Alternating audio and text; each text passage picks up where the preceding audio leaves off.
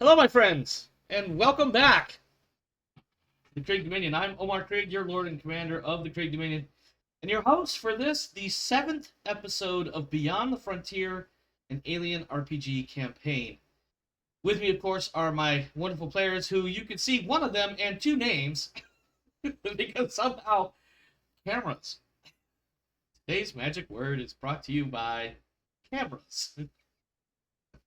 I believe you mean technical difficulties. Yeah, whatever. You know what? Potato, potato. That's kind of how I feel right now. Technical. I don't know. It was a really bad joke. Well, Dance, why don't we check in with you first? Because ladies first. That and you're at the top left of the screen. Possibly Yeah. because of ladies first. I don't remember at this point. But why don't you tell us what's new and exciting for you since the last time we saw you in about a week or so? I have officially given away all of the belongings that I was planning on giving away before moving. Okay. So now I just need to actually pack the rest of my stuff up. So it means I've unloaded all of my. Okay, so I've moved to playing not D&D, so I gave away all my D&D things, stuff like that. You know what? When you said playing not D&D, I really thought you were going to say something like Pathfinder, No, which I I know gave away you all the play. Pathfinder stuff too. I know you played Pathfinder, have played it because you DM'd a hmm mini campaign or whatever. Yeah, I've played Pathfinder and Pathfinder Second, Starfinder, several versions of D&D. No, Um, there's a lot of them.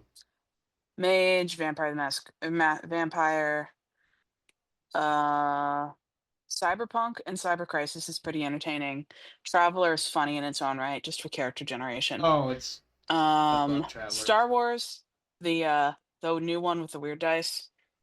The new one with the weird The dice, not to fantasy be flight one. confused with Star Wars West End Games, which is my favorite You version know, of Star Wars. yeah, I've played Star Wars with the funny dice. The funny Um, dice.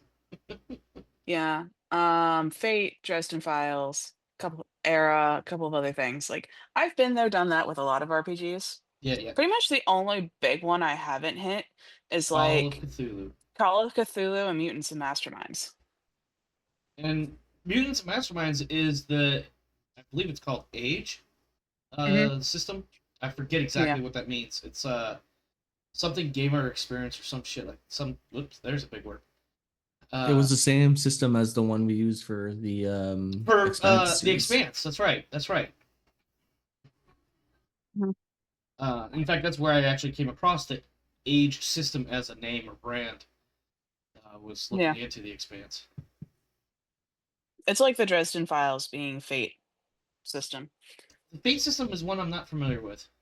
Yeah. The Dresden Files RPG is Fate system based. Gotcha. All right. Yeah. It's just I'm officially through all of that. I Oh, still I was don't gonna. have a place to live up in Maine yet, but I'm working on it. When is the move? Now you I don't w- have to answer that because we're on the air. well, I don't know yet. Okay. I told work that when I accepted the transfer, that it'd take me a couple months, and I said I would like to be up there before it starts snowing, and they were like, "Okay, that makes sense." Yeah, So it's I'm like, Maine. I wanted to be up there August, September, Yeah. but it's now the beginning of August, Just to say, and I yesterday was still my don't oldest have a kid's birthday, which is the beginning of August. yeah, and I still don't have an apartment yet, so it's looking like I might be lucky to move up there in September if It's I can gonna find snow something. in September. It can. It can, I would Hmm. imagine. I mean, it's Maine is Well, definitely one of I don't those know. northern When does wintry it start states. snowing for you, Luke? Is that a September or a Uh, November thing? December. See, Yeah. might snow because he's a little bit farther north of where I'm going, so if But I I think he's might be able to also, aren't you a little bit closer to the ocean and that kind of throws some of the snow table off a little bit? Am I crazy? No, don't answer that. Am I right? Kind of. So it gets a lot more humid, which can cause it to snow a lot more around the Right, right. coasts, which is Mhm. a whole thing. But yeah, Yeah. Yeah. The Where place I I'm grew up, looking we at called moving that to lake is along effect. the coast, so it is what it is. The humidity and all. Yeah, I grew up on Lake It's Michigan, like so I'm lake well effect aware of how snow that. without the Yeah, lake. yeah. Well, it's ocean, but it's. I mean, at the end of the day, it's the same cycle or whatever. The extra moisture in the air, generating more hmm precipitation, whether it's rain or snow. Maine gets an average of 20 inches of snow in January with an average temperature of 17 Fahrenheit. 20 inches, not bad. That's what she Yeah. said. Sorry, I Over really the gotta course of the stop. entire winter, I think the average snowfall is between 60 to 80 inches. That is five Hmm. to 7 feet of snow. just so Over the people have course of like 5 months. Yes. So it's not like I'm not planning on living in like a mountainous area, so I'm not expecting to be drowning in snow, but I do expect to need snow boots. Yeah, you're gonna definitely want the full winter ensemble. I Speaking of have to buy an winter entire new wardrobe. ensembles, what's that? You have to buy a whole new wardrobe? Is that what you said? Yep. Actually, that makes sense because you're coming from the Kakalakis. Yeah. Yeah, they don't get nearly that kind of weather. Not even close. I can't even buy a good coat down here. I believe that. Honestly, I believe that. Not for one that'll do below zero, or that will Yeah, do below freezing temperatures like they have up there. yeah, yeah. No, I totally get. Speaking of wintry clothing ensemble, our resident Canuck, Luke, who I guess by being Um, Canuck isn't really resident, but that's not the point right now. What's new and exciting for you, my so friend? speaking of winter clothing, I haven't worn an actual jacket other than maybe a light hoodie in 10 years because I think I'm just acclimated to the cold. I think the closest I have gotten is wearing hoodies, stacking a hoodie with a jacket, like a lighter jacket over top.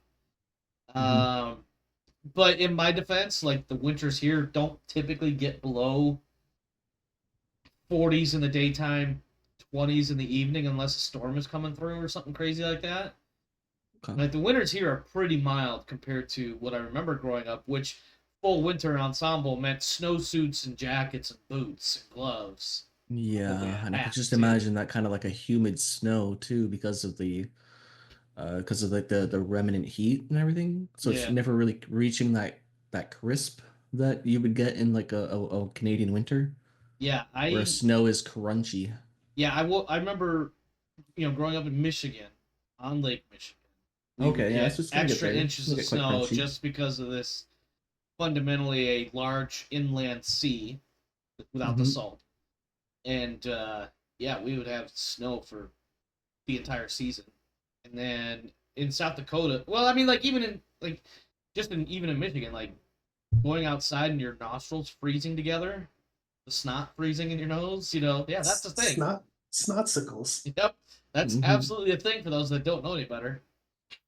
Yeah, But I you like gotta how be you careful at phrase that that. like minus what is it in Fahrenheit? Give me 1 second. I'm not sure on the conversion. What were you saying there, -4 Rodance? Celsius. -4 Okay, I'm about to eat Ce- munchies. I figured you guys didn't need to hear that in your ears. Oh, I'm no still worries. here. No worries. I mean, yes, please mute for the crunchy sounds. So like 25 Fahrenheit to like Yeah. maybe 35, you're gonna have snotsicles. Yes. Because it's not quite cold enough to freeze and it's cold enough that you're gonna like start precipitating and stuff. Yep. Yeah. It's Yeah. it's definitely a thing. It's Um, yeah, it could get pretty yes. damn chilly out. Yeah. So other than that, we get 9 to 12 feet of snow within the 3 months of snow here. That's pretty impressive. So geography. And school is starting really soon, and I have to do my inscription tomorrow. Otherwise, well, tomorrow until like the 23rd. Otherwise, I don't know what I'm gonna do. So What's an hopefully I get it inscription? all I mean, I know figured like out tomorrow. you engrave letters onto a thing, but I imagine that's not the same thing that you're talking about. No, for college. So like inscription, admission, I guess. Okay. Yeah. I think the word we So use in English is enrollment. enrollment, Enrollment. enrollment. Okay. That is the one. Ah, gotcha. Okay. Yeah. Can you believe I'm French? No. Yes. Oh, Well, okay. sure. Yeah. We. Uh, yeah, so enrollment is happening tomorrow until next week, and I have to get all my documents together, which hopefully isn't that much because I'm not an international student. Yeah. Ooh, excuse me. Yeah. No. It can be a pain in the ass. Yes. Paperwork Hmm. generally is. Hmm. Because there's I always panic that at one, paperwork. like when you get a list of things you need for something like this, it's usually like 3 or 4 things or more, obviously. Yeah. And you get like one or two, you're like, yeah, that'll be easy to get, my driver's license and a piece of mail showing that I live at this address, right? And then they'll be Okay. like, and then you have to prove you're a citizen of this country And now you have to go find one of 3 different documents, but they have to be very specific documents. And you're like, ooh, not sure where that is. Haven't seen that in, well, Yeah. the last year or so, and I don't remember where I put it, because if you're anything like me, I'm going to put it somewhere safe, which means it is now safe from even me. I will never find Yeah. it. Yeah. It is somewhere in a safe box you don't even own anymore. Yep, that safe box ended up somewhere not safe. But hey, your stuff is safe inside that box.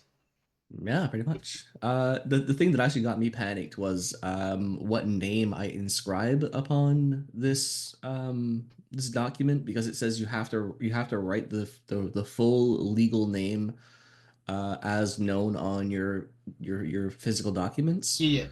And I have like 4 different versions of Oh my my. name inscribed in Oh, different documents officially in Canada, but all attached to one, like a social insurance number, essentially. right. Wow, I don't that's. know what you call that in America, but it's like the same I idea. get what you're saying. It's multiple names assigned to the same identity based on the social security number is what we Yeah, use. and it's, yeah, certificate, yeah, whatever. Yeah. And I'm like, what name do I put? Like, am I excluding this one or that one? Is it the birth certificate one? Is it my driver's license one? Yeah, I will tell you from my experience as a U.S. Army recruiter, the name that we would use is the name that is shown on either the birth certificate or social security card or whatever the Canadian equivalents are.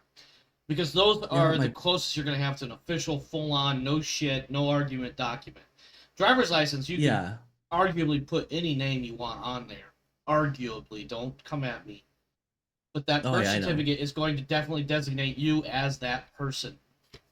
That makes sense, and I think I will follow by birth certificate and all 5 names attached to Good luck. That's all I can say.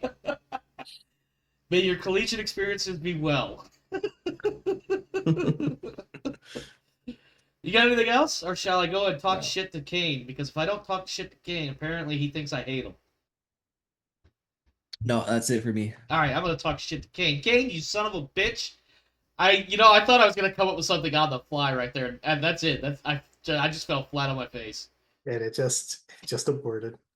So But I do know now that I don't hate you because I did make an effort. well, I did make a fool of myself. Oh, oh, and I was there to miss it. And you missed it, although you probably would be glad you missed it with all your Fidexicus time. Oh Jesus. So I rarely but occasionally help out the radio club by climbing towers. Yes, we've discussed that before. I remember. Yeah. Well, I climbed a tower. Did you fall? I did not fall. Good. So me, I mean, darn. being, Wait, no, I was right the first time. me being the natural lazy turd that I am, Yes. I've been dealing with some other health stuff, partly because they need to be fixed, and partly as an excuse to be lazier. Yeah, it's a sweet combo deal. Okay. All right. Um, Like peanut butter and jelly. Gotcha. yeah. So I thought I had a couple more weeks until we were going to do this particular tower climb. So I figured I had, maybe 2 weeks before I would do some working out so that my body would have a little bit more. It wouldn't be like, oh God, we're doing shit. But I Yes. didn't. So I needed to come up with a solution to this because I didn't want to be up on the tower and then be too tired or have some sort of like, oh, I got a cramp of some kind and now I've screwed And up now this I'm climb. literally stuck. Yeah. So I figured, what do I got to do to get through this? What would I have done in my early 20s? So I Drank an decided for energy drink this. and climbed on down. Oh, yeah, basically. I took pre-workout. I love how close I got to the actual answer by being a 'Cause smartass. It's the same thing, really. I mean, Isn't it yeah, just a little bit less sugar? yeah. I think the protein powder is gonna have less sugar. So Oh, I was pre-workout like, is different. so it's like, okay, 15 to 30 minutes before the climb, that's fine. I'll just drink it on the drive over, and then by the time we do the ground brief, we'll be climbing the tower. Oh, I But think we I have an idea didn't. where this is going. Go ahead. Well, there was a bunch of ground crew shit to do and people showing up late and whatever. So I was on the ground for an hour before I started climbing. So at that point, I'm pacing around. I've got the full vasodilation going, so my heart rate's up and I'm getting really sweaty. And I'm like, come on, I need to be doing something. Fuck, this is gonna wear off. This is not good. I need And a then fix. I need a fix. yeah, and we finally do the climb, and we climb up, and we find out that one of the jobs we were going to do gets canceled. So there's 3 climbers for 1 antenna. So you put one guy on either side, and that's really all the space you have to work. Right. So I clipped on to with my seat, and I got to hang off the side of the tower with still nothing to fucking do for like another 40 minutes. Wow. So at this point, I'm like, this is not great. I'm gonna hit the crash. This was supposed to be a 2-hour job. I'm gonna fucking crash while I'm on the tower. This is not gonna be good. Amazing. This is gonna be This- amazing. This is gonna be so much worse than if I just sucked the whole time. All right, here we go. So then they're like, okay, it's your time. We've got the head of this feed line. We need you to zip this thing. We need you to secure the run for the length of the tower to the ground, and then it should take you long enough to do that. That will be done up here, and then we'll climb down. Okay. Okay, fine. The straps for my seat, which let me swing off of the ladder, are really long. So I have to clip and then go down like 6 or 7 feet. And then I can swing over, reach, do the work, reach back, climb back up to get my clips, climb back down to that same elevation. Okay. So I can clip there and then go down. It sounds Go like there's a up lot of to go zigzaggy down. bits going on here, but okay. So I get to do the tower 3 more times while I'm at the tail end of my pre-workout. Yes. Yes. Yeah. That sounds really, really unpleasant. Yeah. There was About only one halfway thing down? missing from the story. About halfway down. Oh, wait. So I'm halfway down the tower. I'm halfway done with this work. I've got like another like 30 feet that I have to do 3 times. I'm hanging off to the side and I'm trying to get the zip tie done, and the tremors start. Oh, here we go. The pre-workout crash, and I'm like, oh, this is going to be so bad. Now I need to go as fast as I can before I just totally tank out. So I'm trying to rush my way through this. I get down, there's 2 more zip tie sections to do, and I'm just hanging off the tower. I'm like, even just climbing up to get whatever, I'm just getting heart rate. The energy's all gone. Like, I tried to rush this, so now I'm tired and I'm crashing. The other 2 guys are trying to get off the tower now, so one of them just monkeys his way around me and everything. They're like, well, we'll see you whenever you finish. And I'm just hanging off the tower. This sucks. I totally fucked this up. Oh, that's amazing. That is amazing. You know, the only thing missing from that story is the literal shits. The pre-workout shits. So I'm Oh, built stupid. there's more. There's more. So I'm built stupid. I'm not gonna not do this. I will definitely be unsafe to finish the job because I'm built that way. Of course. Of course. So it takes me a while, but I finally get it done. And like I'm trying to climb the last few rungs down, and it's no longer just tremors. Like the entire arm shakes and everything. When I step down on one leg, I take the other leg off a rung. That leg can barely hold my weight, so I've got the full body quiver going. I'm torquing my way down this tower. Oh God. I Oh I man. hit the ground. There's a really big cable reel there, the kind that you can just like sit on at like chair height. Yeah. I flop onto it, and it takes me 10 minutes to get out of my harness because I can't keep my hands steady enough to get the clips off. Jesus, man. It was humiliating and awful, and just a series of poor decisions and bad planning. Yeah. Well, I mean, some of the planning sounded legit until you hit the let's sit here for 2 hours before we actually do any work. Yeah, it was really badly timed with that pre-workout. I mean, but that Maybe. was something that, you know, it seems like that was something that was well out of your control. Like you did everything you thought you could, and it just didn't pan out. Oh man. Well, I don't have anything new and exciting except I've put a bunch more hours into Dune Awakening, which is seems like every time I turn around, I talk about this stupid ass game. But I really enjoy it. In fact, I even enjoyed it so much that I went back and watched Dune and Dune 2 on Saturday. I think it was Saturday. Maybe it was Sunday. I don't remember. No, it was Saturday. It was definitely Saturday. I've just been enjoying it, and I'm not saying necessarily it's a great game, but I've definitely enjoyed my part in it.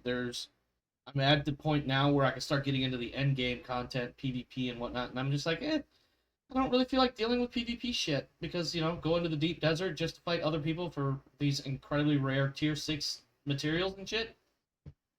Doesn't sound like my cup of tea. I'm cool with sitting at tier 5 and figuring out how to build more stuff. But yeah, that's that. And then later this week on Thursday, I have my pre-op appointment with my neurology doc, who's going to, I assume, tell me all the great, wonderful things that are going to happen as they cut me open and pull out the broken bits and put in artificial replacement bits. I really want to make this sound more gruesome than it is, but unfortunately, this is parts of the body that aren't terribly gruesome to get into. It's just the spinal column and discs sitting between the vertebrae. But yeah. Well, we're... high impact, low pizzazz. Yeah, I mean, like, it's gonna have an impact on me because I really hope that by the time I'm done, my arm stops going numb because absolutely no bullshit, it's going numb right now. And I'm just sitting here. It's super fucking annoying. The way I've explained it, and I think I've explained it on air too, is it's the tingles of like pins and needles, right? So like I've got full motion, full strength, full whatever, right?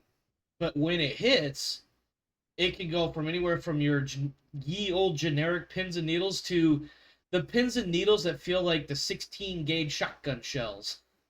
No, the 0 gauge shotgun shells. There we go.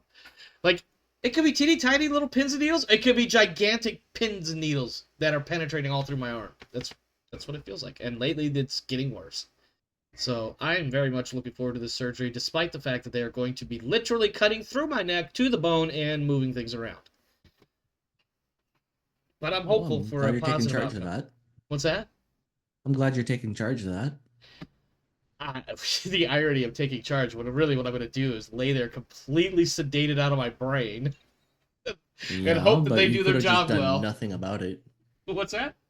You could have just done nothing about it. And like, my arm goes numb. No, I did that long enough, and it got to the point where, so like when it started, it was like every, a few times a day or something stupid like that, right? And then it just became a bit more often. And then it just became a bit more often, and now it was like every morning for a couple of weeks before I finally went to go see the doctor back in like April. I was like, I literally sit up and sit on the side of my bed when I wake up in the morning and my arm goes numb. I'm done. I'm done dealing with this. It's stupid. Like, it's time to do something about it. Come to find out, the cheeseburger patty and all the fixins are slipping out from between the bone buns. There we go. I almost said it right the first time. It would have been a lot cooler if I had. At any rate, let's play some Alien RPG. That's what we're here for. Previously, on Beyond the Frontier, the team has recovered all that remains of the once populous colony of Gorham's Colony. Having only barely survived a massive storm and a hideous swarm of bugs, the crew is now returning back to the Iliana for some precious downtime and to prepare for whatever may come next. Having learned also that there are other elements active in the Far Spinward Colonies beyond themselves, such as the oddly named Gorham's Marauders, it should prove interesting to see what the Typhoon has recovered on their missions as well. So, I will direct your attention now to the website, the Foundry page.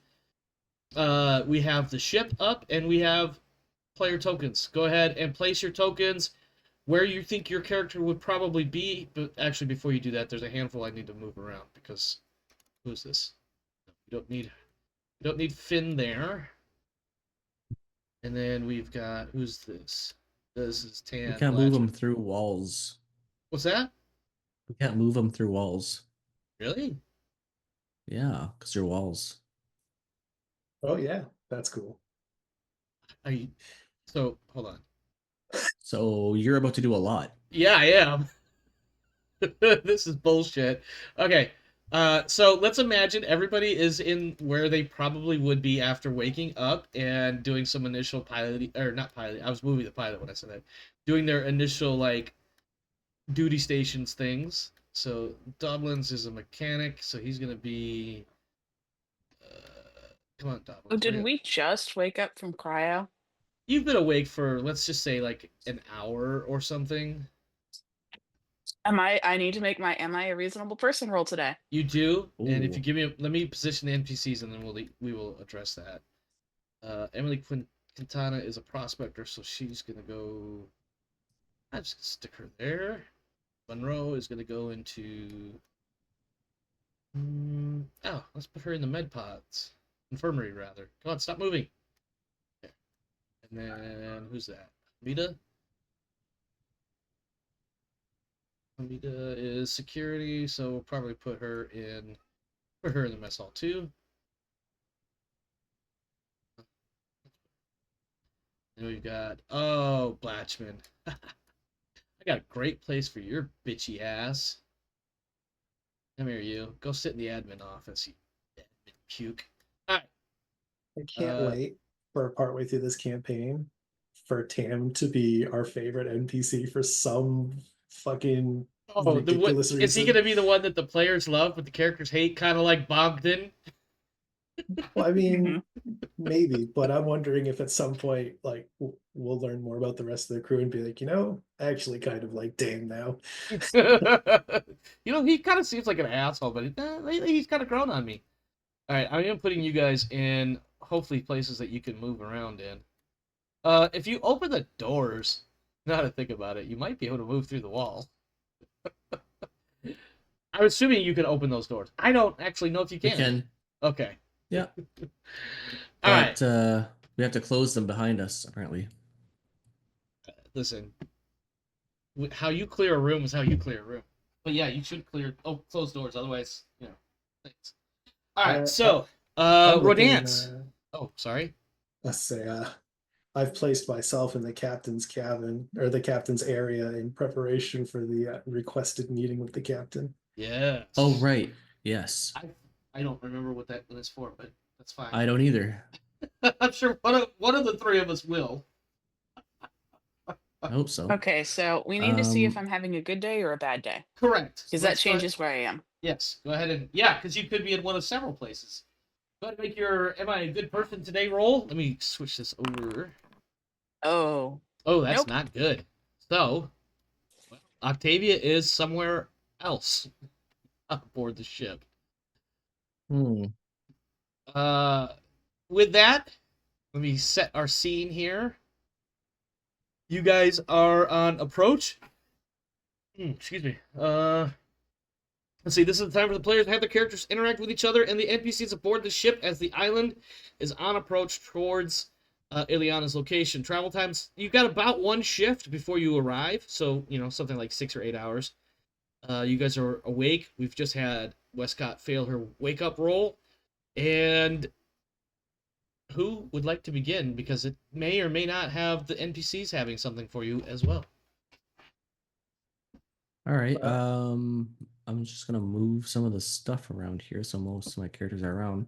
Are you just waiting for me in the captain's quarter? Am I in there, do you think? I mean, I'd be waiting outside the door, Oh, okay. waiting to catch you and be like, "Hey, you want to grab a drink?" And I'll just hold up something for us to drink in your office. He pulls a flask out of a hip pocket. Yeah. Actually, don't you have a flask with some engraving stuff on there? I do have a flask. It's got something in Spanish or something, I believe. Yeah, I think it was like "Go with my love" in Spanish. Well, I think there was also wasn't because it's not my flask. That's a trophy. Oh yes, it was to a UPP officer, I believe. It belonged to a UPP officer. So it might not be in Spanish. It might be actually in Russian. I don't know. It could be Spanish. I established it was Spanish because Pike knows Spanish. Gotcha. Okay. So he could read it and it giggled to himself every time he drinks from somebody else's spousal gift. Oh my. Oh mi amor en las estrellas. Do you have anything for anyone else before we go into that scene? By all means, you guys do the scene, and then I'll have something, and then I'll do another scene, or you guys do a scene. We'll just kind of go back and forth until we get through everything. Okay, how much anxiety should I have about the scene? I don't know how much like anxiety 100 does BPM. What's how much anxiety does how much stress? Wait, how much anxiety does Warren have seeing Pike leaning on the wall outside his door? Um, no, I mean as a player. Well, so Oh, I just no. imagine for the moment, like you've been awake for maybe an hour, and this is like your first chance. Like you guys have gotten something to eat, you got dressed, cleaned up, whatever. Nobody's seen Westcott, by the way. I'm sorry, nobody's seen Octavia, who Mhm. apparently woke up and then fucked off to somewhere without saying Okay. shit to anybody. Uh, you're like, hey, I've got some paperwork I should probably get done, or maybe review my reports before I turn them into Gaius when we get there in a few hours. And you go into your office and boom, Pike in your face. Hey, you want to get a drink? Pulls out flask. Yeah. Gestures towards your office door with it. So I cross the corner, I guess, and I see you, Heath. How's it going? Captain, got a minute for a drink? Yeah, yeah, I think I do. We should be approaching pretty soon, but I've got a couple minutes. What's going on? I'll just like nod my head towards your door. Awesome. How do I get in here? Oh, I keep pushing the door button to open it. Yeah, why is it not opening? So what have you done with your office? What does it look like? That's a great question. So this is the captain's office, right? It's not Yeah, a bedroom. yeah. Yeah. It's like your day cabin. Um, I mean, there's yeah. probably No, this because is it's a your spaceship. It's probably private where you cabin. sleep too. Yeah, Yeah. actually, yeah, yeah. It's your stateroom, basically. It's where you sleep. It's where you have a private office. You might even have one of Okay, those because cool I little dividers up that separates your sleep spot from your work spot inside your suite. You um okay, did you make your give me one bed? When second. you... I'm sorry. Don't listen to me. Do not listen to me. This is Warren. He Okay. clearly doesn't have anybody to show off for, so probably not. It's like He doesn't have if Pike breathing down his if neck making his anymore. bed is anything more than just throwing the blankets back on the bed, then yeah, it's me. Hmm. Okay. No, it's just gonna be like a regular office with like a one or whatever spot desk. The rest is gonna be like a sleep chamber and everything else, and access to daughter. Hmm. Pretty meager. They don't give me a lot of leeway on this thing. Well, I originally thought that it was gonna be in the admin office, or is that not right? Uh, I think whatever that room was originally meant for, as far as like the ship's design, Tan has taken that over as his. I am the inspector. This is my office. Get out. I'm okay with that. Okay. I've got a couple minutes before I have to do something off screen for a minute, but okay, so go on. So Heath, where's that drink? I'll pull out the flask and offer it to Nice. you. Ah, yes, the flask. I've noticed this a couple times. Brings back some memories. Takes a swig. Yeah. Guy who owns it doesn't have any more, but we Hmm, get to keep making them. I guess. Well, to start, I got two things for you. At first, he's going to hand you. Um, it's like a cloth necklace with one of the teeth from the harvester on it, and he's also going to hand you a piece of its like body plating for you to hang up. The ring Oh segment or wow. whatever. That's Like awesome. a I imagine it's something scale. like this big too. Yeah, like just like a whole armored scale that he ripped off of the thing, so you can mount it to your wall. Oh, It probably I see. You weighs still more have a than it looks penchant too. for trophies. I guess I Well, did shoot it in the ass. what it was your kill, no matter where you put that bullet. So So I suppose yes. what are we gonna do when we get to the station? Um, I have a couple options, but I'm supposing you're an illegal on this ship, so this is gonna be a whole thing. I don't have a birth record. Yeah, that was probably the biggest hurdle to get you on here. I don't know what records they have. Um, there's probably some record of my retirement, which means some sort of doctor document about my service. yeah, clearing you of service and everything else, but then again, it probably says a bunch of things that's classified on it. Redacted. Yeah. The word redacted is all over the Redacted is still important, though. Voice in my head. place. Yes. So if they look to confirm my identity against that, it's not like they can check my fingerprints against it. No. So what do you suggest? I don't know. This isn't what this isn't my thing. Good point. I wanted to make sure that Um, I was on your page, Captain. yeah. Well, we got you on board. We've already cleared one visit with the what was the name of the ship at Iliana? Iliana. Iliana.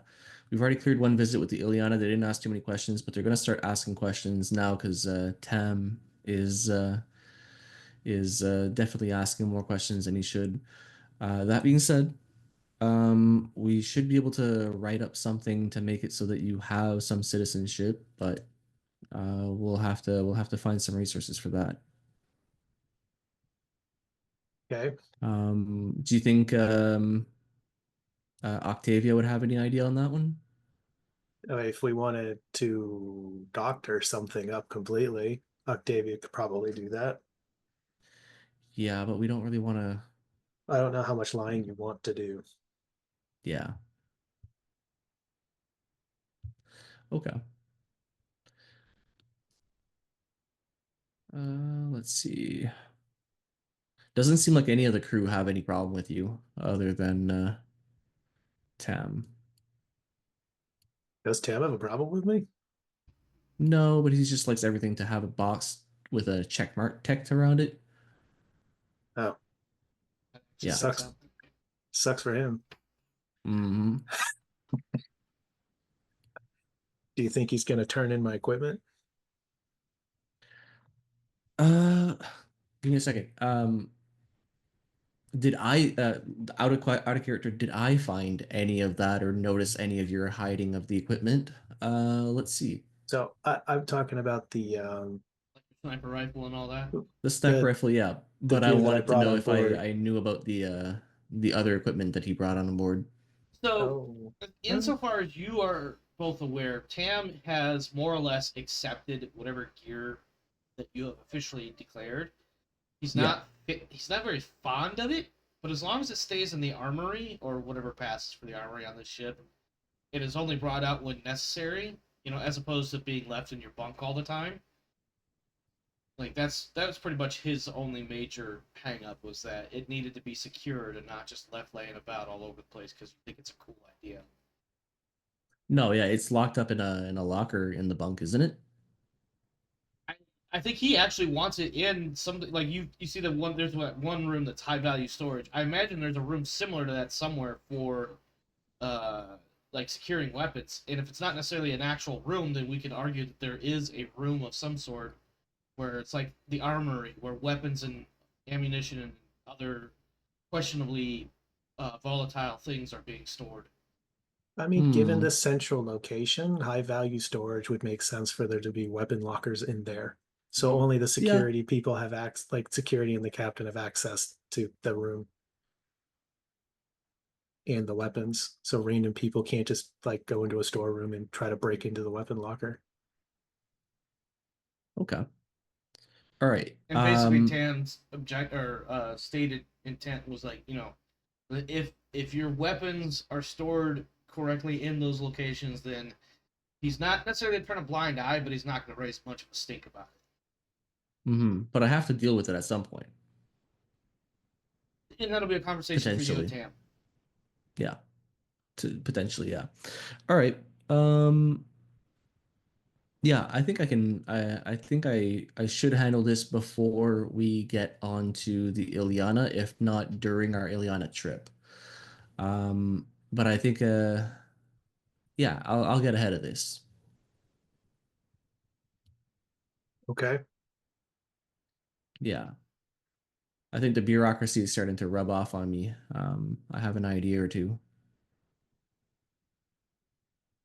It's it's what I have left. So I'm not giving it up. Okay.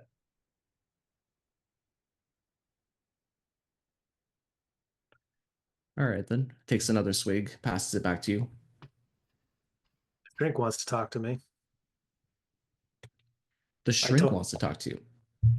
I told her no, and if she had a Okay. problem, she could take it up with you. She said she's going to. She hasn't yet. I told her. I told her I was a very unlucky supply clerk.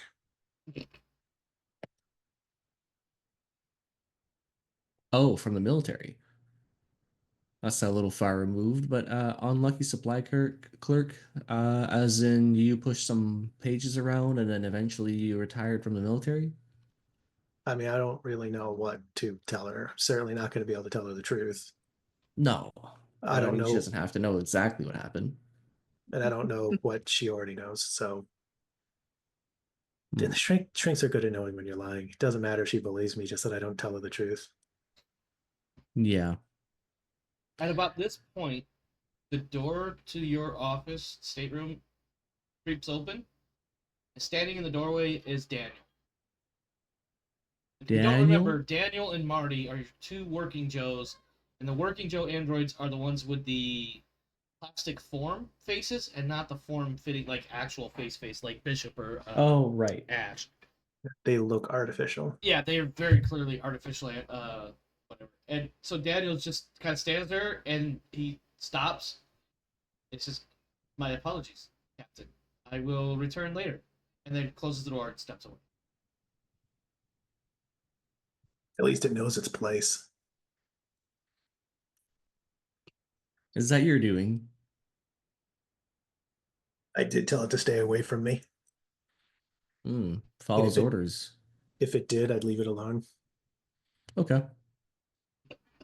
Meanwhile, on All one right. of your workstations, there's a little prompt that picks up, just a little flash, and then a little beeping, or not beeping, but a little flashing dot next to it that says, "Room service rescheduled for later." Not room service, room cleaning rescheduled for later.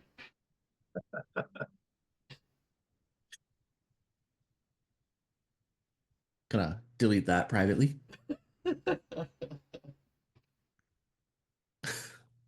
Well, I guess my only other question is, I mean, I know we didn't really talk too much about it before I got here, but am I doing the job you want me to do? Is there something I'm not doing? Yes. I mean, we wouldn't have been able to handle that thing quite as easily without you being on watch. I know it's been a little uneventful, but keeping some of these people on their toes when it comes to being on a mission an important part. I don't want any accidents to happen out there while they're investigating anything, and there's no one I trust more than you about keeping some people safe. Well, if you're happy with it, I'll keep doing it the way I am. Great. Other than those questions, I guess, unless you've got any questions for me, just want to check I in. have a question for you. Give me 1 second for me to figure out if I actually know that I am going to ask you this question or not. Ugh. Takes a swig and passes it back. What was right? I do not know. All right. Huh. Was Um, that to see if you knew anything about the weapons that he's been stashing all over the ship? no, but it's about like his relationship with NPCs and things. Ah, Yeah. So I think I'm not gonna know anything about that. I'm just gonna be like, completely ignorant. Got it. yeah. Okay. All right. So yeah, Any more scenes for me immediately? I'll take my swig and pass it back, and Not for otherwise, me at the moment, but I'll ask this: Rodance, as the captain and Pike are enjoying a few drinks and attending to a few matters, which of your two siblings is most likely to come looking for you right now? I gotta Having do something noticed off that screen you're again. not The around. not pilot, because the pilot's busy. So that would So be my sister. Nina. Nina. Okay. Yeah. Let's play the game. How does she find you? I don't know. Did she LoJack my shit when I wasn't looking? It's actually, you know what? You know what? Hold on. Let me find Nina really quick and see if that's an option. Nina's kind of spicy. I think she would I definitely be the envision one Nina to. being like the spicy, feisty will shit Yeah. talk you back type of Let's person. So she just see. might. Yeah, let's give her some observation. Push that. Hey, she got a success. She absolutely. I'll tell you what. She didn't necessarily lowjack you, but she definitely figured out where you are. So where did you run off to? I'm currently chilling in my little cubby corner in the back of the science stores in like a what used to be an oversized crate that I now turned into like a reading nook. Complete with books and candles and well, not candles, but like the artificial plastic candles and The little fake tea lights. Yeah, those. yeah. And of course, a blanket or two. Not just one. You gotta have two. I have to have at least one to sit on and another to curl up with. Yeah, exactly. See, we were on the same page. Nita comes looking for you though, and Mhm. probably about 2 to 3 hours out from when you guys woke up and you went and did whatever it is you do for coming out of sleep and wandering off because you don't like people. You have somebody tip tap knocking on the side of your little, let's just say your reading nook. I open my improvised door and I just look up. I feel it.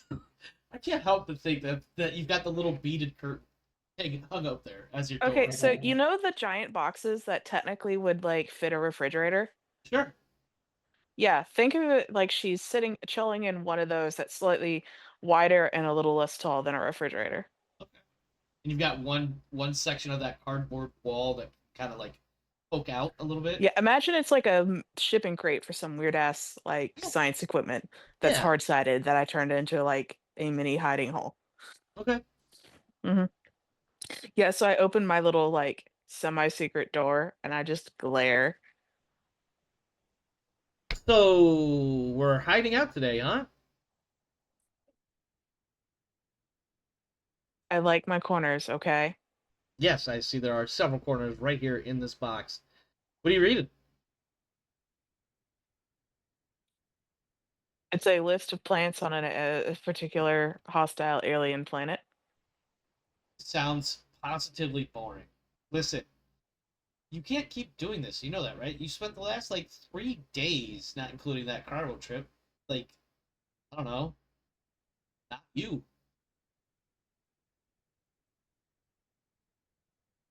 Um, That's right, sis. I'm calling you out. so you don't like me? I take it then? Like this is me. This is me. No, So you saying that I'm not good enough? you're. Wow. I'm not sure how you. You know what? And she just kind of plops down, cross-legged, right in front of you, right there. Like I imagine she's sitting just outside your little door, and you're sitting inside with your blanket up over your head, and the little doorway kind of pushed out a little bit. It's just hmm like you. Wow. Why did you have to go there? That's not at all what I was trying to say, and you know that. Are you in your feels again? Because I think you're in your feels again. Now I want to be clear. Any other person that would have said that to you probably would have been shot for being that like obstinately blunt. But this is your sister who knows you. hmm So I will let you choose how you would probably deal with your sister that knows you that way, saying something like that. Gets Um, shot. Still get shot, but in the arm. so like she would shit like fist bump to shoulder moment. I don't remember what that gesture is called. It's like where you push them lightly in the shoulder. Yeah, you just well, for me and my brother and friends, we just punched each other in the shoulder. But yeah, Yeah, like punching. She basically punches me in the shoulder, but enough to just rock me a little, not actually hurt. yeah. It's usually just enough to get your attention or emphasize a point. hmm Yeah. Listen, uh, Finn told me something, and I don't know what to do with this information. And it seems a little weird, and it seems like something up your alley. But if you're going to be playing in the dark side of things, I don't know if I should tell you right now.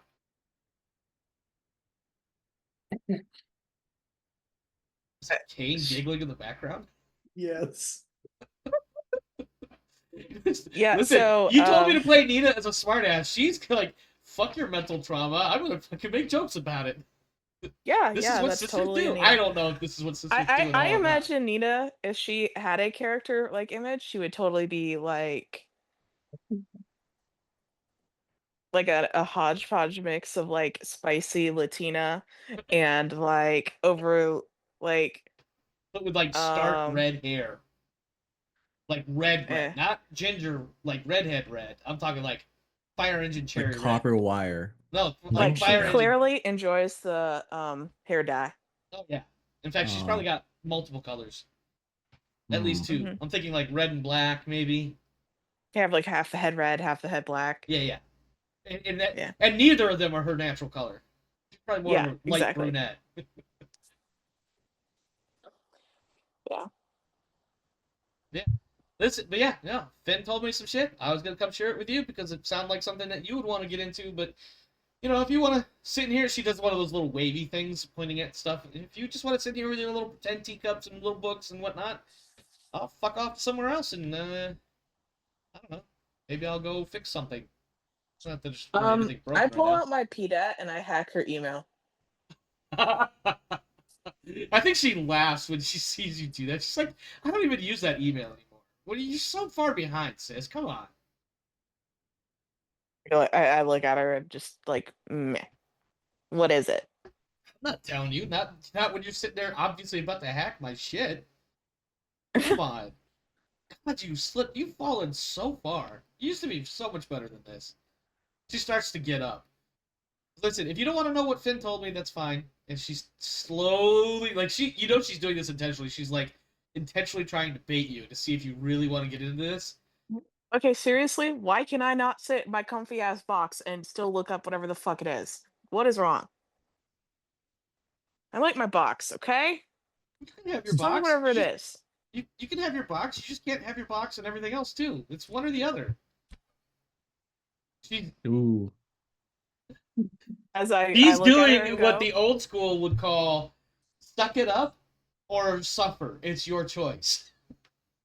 I look at her and I just am thinking in my head that I know how to turn the coffee pot off from here. Is she a big coffee drinker? I assume so. It'd be hilarious if she likes I fiddling think with the she coffee knows pot. that look. She's just like, don't you go fucking with a coffee maker. That's not affecting just me, you know. You know that I look purposely turn away from her and look towards that shared wall with between the science store and the mess hall Uh-huh. because I'm envisioning the coffee maker on the other side of that wall in the mess hall. And currently it's percolating, but any moment it could just stop. It could just I look stop. back at her and go, "You sure you don't want to tell me what it is?" I've already had my coffee for today. You really want to fuck with other people? Like, listen, that big mountain of a man over there, what's his name? Spike or something? Do you think he wants to go without his coffee? Do you want him to go without his coffee?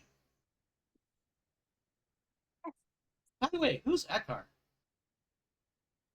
Oh, never mind. We can have that conversation later. Like, clearly you're not much talkative right now. I can imagine Rodance's face right now.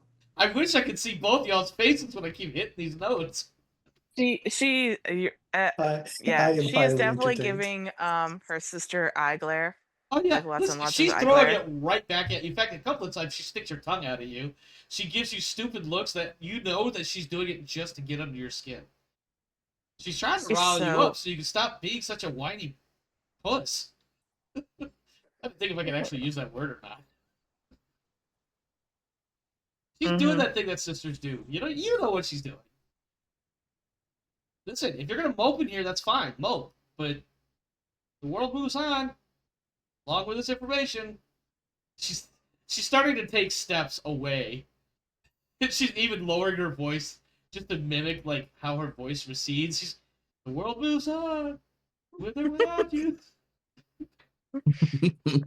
I press a button on my PDAT and turn the light off.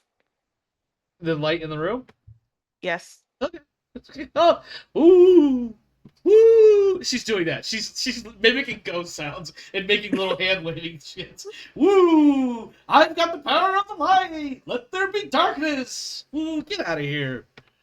You're not scaring Expect her anybody. to chirp. I tell her not to, let the door hit her ass on the way out. She just leaves. She did I what go back to she accomplished what she throwing up. wanted to accomplish. Oh yeah, I am all up in their business though, because I want to see if they messaged each other. Who? Oh, Finn and Nina. Nina, yeah. Uh, When I say I was hacking their shit, I kind of wasn't joking. I am hacking their shit. yeah, that's fine. Go ahead. Well, you know what? Fuck it. Give me your comms tech roll. I'm sure you're gonna get like 17 successes, but whatever.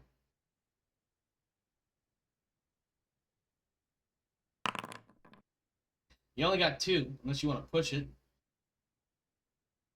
Of course, I'm pushing it. They made me mad. Are I'm you doing it hacking their versus emails and then daughter? I'm deleting their emails. No, Okay. It's just a quick little note. It's almost like a text message, like whatever the Space 80s version of an email that's meant to be. It just that could have just been a text.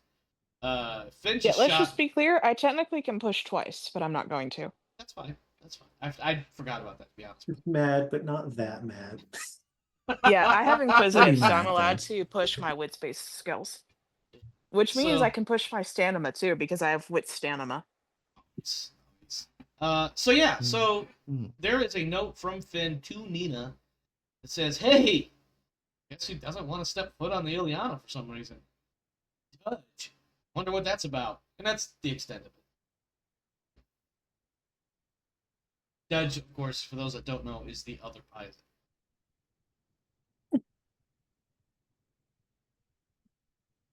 I think Matt would be mad if I went and hacked everybody's files. But then again, I don't think any of them would know if I went and hacked all of their files. Well, that would actually depend on who gets an observation role. Also, daughter might have something to say about it. You could spend that second 6 on covering your tracks. You could. Yeah, I am totally covering my tracks. Great. Your brother and sister will never know you hacked their shit.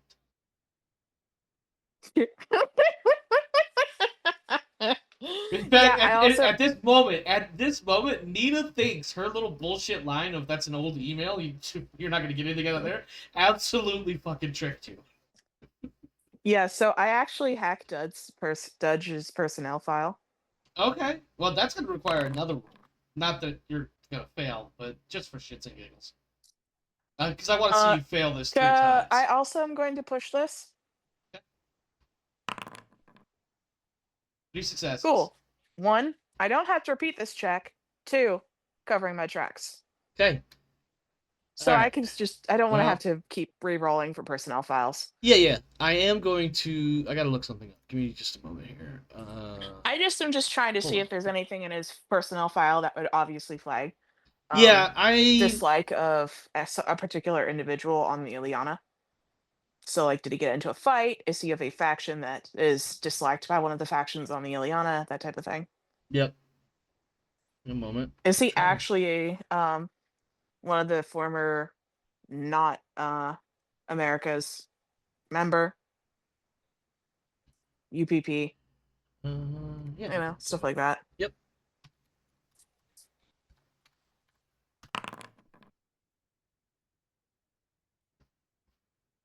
I can't find my manuals.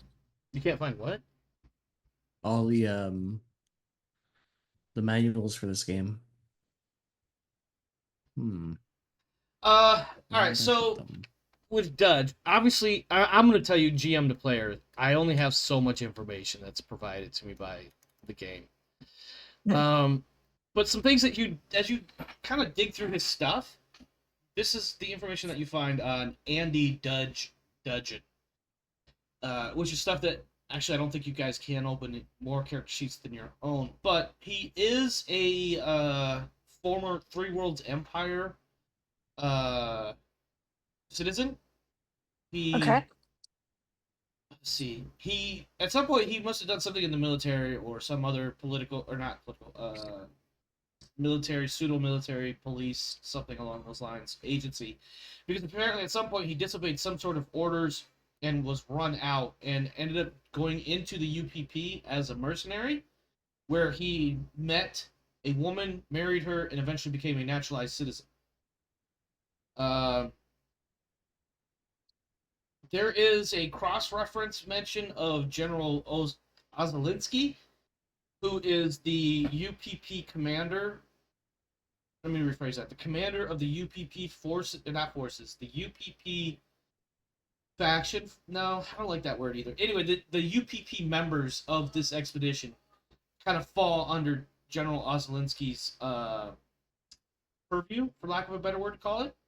And there's a cross-reference to him, but it doesn't really say anything. It just kind of mentions him in passing, but it doesn't give any sort of details as to what that connection is.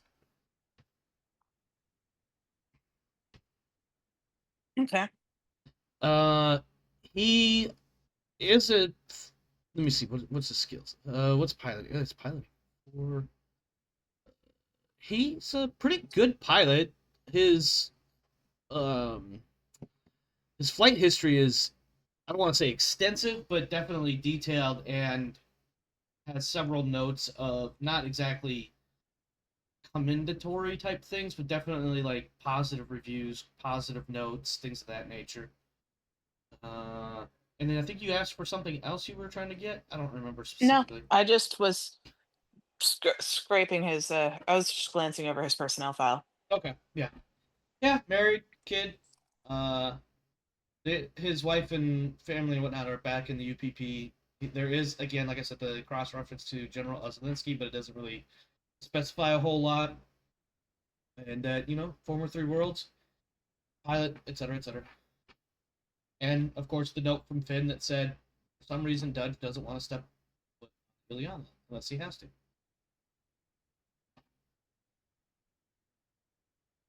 Who's next? Okay. Who else wants to talk with whom? Does Pike He's come still hunting reading. me down? I mean, I don't need to go hunting you down. Captain didn't say he was going to involve you in any way. But I am going to leave him to do his thing after I just do it, do my short catch up and try to make sure I'm on his page for what we're going to do. I'll travel the halls of the ship. Make an The observation life roll of to a see if you rambler. notice that Westcott is not exactly easy to find. Oh, does he find pissed off Nina? Well, first off, that whole pissed off thing was an act. But Well, he would probably find Nina yeah, like stalking away from a storeroom. you could probably bump into Nina if you really want to. Sure. Or Blatchman. Or somebody. I just try to give you ideas. Yeah. Well, here, let's do this. Warren, who do you want to talk to? It's okay to say you don't have anybody you want to talk to. I'm planning my next move. Okay. So no. Same question for Wright. If you're not ready for her, that's fine too. Who is right next to? She's in the mess hall with the other two two people. Hamida and Quintana are in the mess hall. So you can absolutely talk to one of them if you like. Yeah, are we just around the same table or? I mean, I feel like since you guys have spent some time on the ground It's a small together, crew. small crew, you've been on the crew. ground, you've been through, as some would call it, some shit. Let's see here. But again, I don't want you to feel like you have to talk to them if you don't want to. Nah, they're just gonna make small talk then, I guess, unless they have any questions for Alita. Yeah, I think if anything, let me see. Amir. Let's see.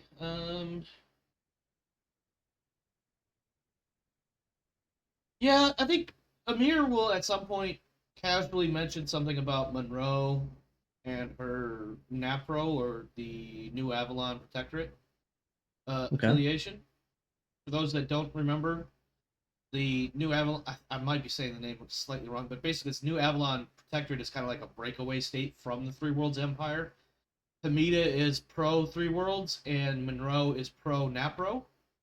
So there's obviously some growing tension there. So Amir is kind of like, as long as she keeps her mouth shut and does her job, I'm not going to worry too much about it, but maybe something to keep an eye on.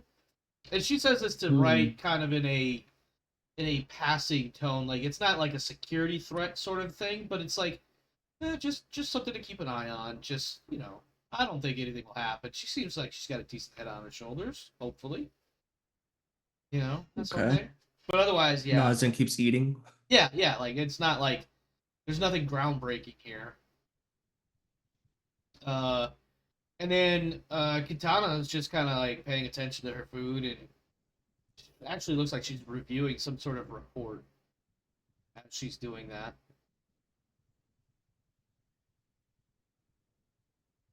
Okay. Otherwise, it's entirely up to you if you want to talk with anyone, or we'll wander back around to Pike. No, that's about it. All right, well, Pike, who do you want to talk to next? You've got a number of people that you could talk to for any number of reasons. That's tempting to want to talk to Tam. But the captain said that he's going to deal with Tam. Yeah. So I'm going to stay out of the way because I don't want to make anything harder for the captain because I don't know what angle he wants to take. Right. And it would be poor form for you to step in and piss all over the man's shoes before he gets a chance to try them on. Yeah. I don't know where I was going with that analogy, but I think you got it. Yeah, I did. You gonna fight with Lakota again, or have a disagreement with? Why not? I'll go to the infirmary to look for some anti-inflammatories. You're gonna go to the infirmary for what? Some anti-inflammatories. Okay. Since I flipped a fucking tractor and I probably still kind of sore for that. Yeah. Oh yeah. She's gonna give you Space 80s ibuprofen, but also she's gonna make a big deal out of this, right? So when you come in, she directs you to a seat, and she pulls out the stethoscope and the blood pressure thing, and she's like, "Nope, go ahead and take your top off. I've got you here. Let's go ahead and get some basic vitals, and why don't you tell me how you feel?" Takes off his shirt, puts it down, sits where she points for him to sit and says, "Fine, sore." Hold on, because I had a really dumb thought, and I need to write this down before I forget. Now he's shirt off again. Yeah. I think you know where I'm going with that. Yeah. Yeah, Pike is no longer allowed to keep shirts. They just somehow fall off. Hold on, let me get this note written down. You know, it occurs to me after making him take his shirt off the first time and now doing it again, and this time with better lighting, she's definitely able to see all of his scars. Oh yeah, she's Ooh. like, I think And the it's tattoos. Yeah, she sees the scars, tattoos, the muscle, as she's wrapping the blood pressure cuff around your arm. She's giving you some basic small talk, but it's very obvious that this is like textbook generic small talk. You know, if it weren't on a spaceship in the middle of space, it'd be like, "So, what do you think of the weather?" Yeah, I think he's gonna sit there while she's doing the blood pressure and be like, "So is this standard procedure for everybody looking for an anti-inflammatory, or is it just for me?" Oh, it's just for you. I don't have any medical data for you, so I need to get somewhere started. So this is medical data. Yes. Oh, don't worry. We're doing mental too. You're not going anywhere. Have She you says talked to that the in the same captain way yet? that any doctor ever has said that to any patient ever. Yeah. But I want you to imagine that in her mind, she just locked the doors. To be perfectly clear, the doors are still unlocked, but in her mind, they're locked. Yeah, I walked into her domain and she feels it. Yeah. Oh yeah, she's owning it now. So you talked to the captain yet? No, not yet. Don't worry. Cool. Listen, I have a responsibility both as a medical professional and as the medical professional aboard this ship to take care of all your needs, and we're gonna get your mental and physical needs taken care of right here and now. Thanks for coming in, by the way. It's really nice. So, medic and doctor and shrink and diplomat. Yeah. And what, chef? Do we throw that on there too? Why not? I can make a mean grilled cheese, but that's about the extent of it. Yeah, how you getting paid for all these jobs? I get my fair share. Hmm. I think she only gets about the same as anybody else. She doesn't get any extra for having all these hats to wear. All right, well, your blood pressure and pulse and blood ox are all within, I suppose, norm for a man of your size and stature. Why don't you tell me about that size and stature that is very clearly not entirely natural? Well, When you push papers for a living, you have plenty of time to go to the gym. Is that what we're calling all of this? She's definitely pointing at your, what I imagine are going to be incredibly large pecs. Well, some people are just dedicated. I see. I see. All right. Well, you can put your shirt back on now if you want. She does Are you not say that. I'm sorry. are I you think she would sure have you're ready tried for to. that? What's that? Are you sure you're ready for that? You can put your shirt back on. Okay. He puts his shirt back on. God, I gotta keep this from being Alien After Dark. Oh Woo. God, I was half waiting for Lakota to hit on him, but that would be wildly inappropriate. That's why I had to pull it back. 'Cause it would. We're way out in deep space. Everybody here is not in normal space for a reason. Yeah. Uh, so this is where she pulls out a clipboard that has a legal pad attached to it with a pen, and she says, "So, how do you feel?" Sore. No, no, no. How do you feel about being in this room? Sore. You're going to be difficult, aren't you? You haven't talked to the captain yet. Scribble, scribble, scribble. What are your thoughts on this mission? It exists, and I'm getting paid. Scribble, scribble, scribble. What is your position amongst the crew in this mission? How does that affect your... That's a pointed question. What's that? That's a pointed question. She's trying to get some pointed answers from the son of a bitch. But him and Kane are being difficult on purpose. Yeah. The captain hired me and told me that my job title is Scout. And how does that make you feel? Like the captain hired me and my job title is Scout. I want to be clear. I'm laughing my ass off. She is not. She's absolutely writing notes about what's the word? What do you not Inappropriate oppositional? amounts of stubbornness, maybe. Yes, yeah, high levels of stubbornness, opposition, antagonistic in response.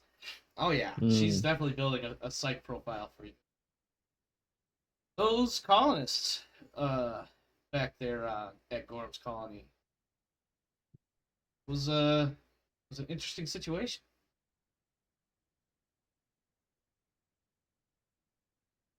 Did you think it was an interesting situation? Don't ask me the questions. I'm the I mean the question. Ooh, no, I don't think she would actually say that. I was gonna say that. Hold on, let me calm my brain down and start thinking of what she would have said to that. Do I think it was a strange situation? Yeah, it was certainly stressful. I mean, nasty weather, water tower falling over and almost drowning us, a crew of 6 that survived 100 years from what was once a million-person colony. Yeah, I feel like there's a lot of stress in there.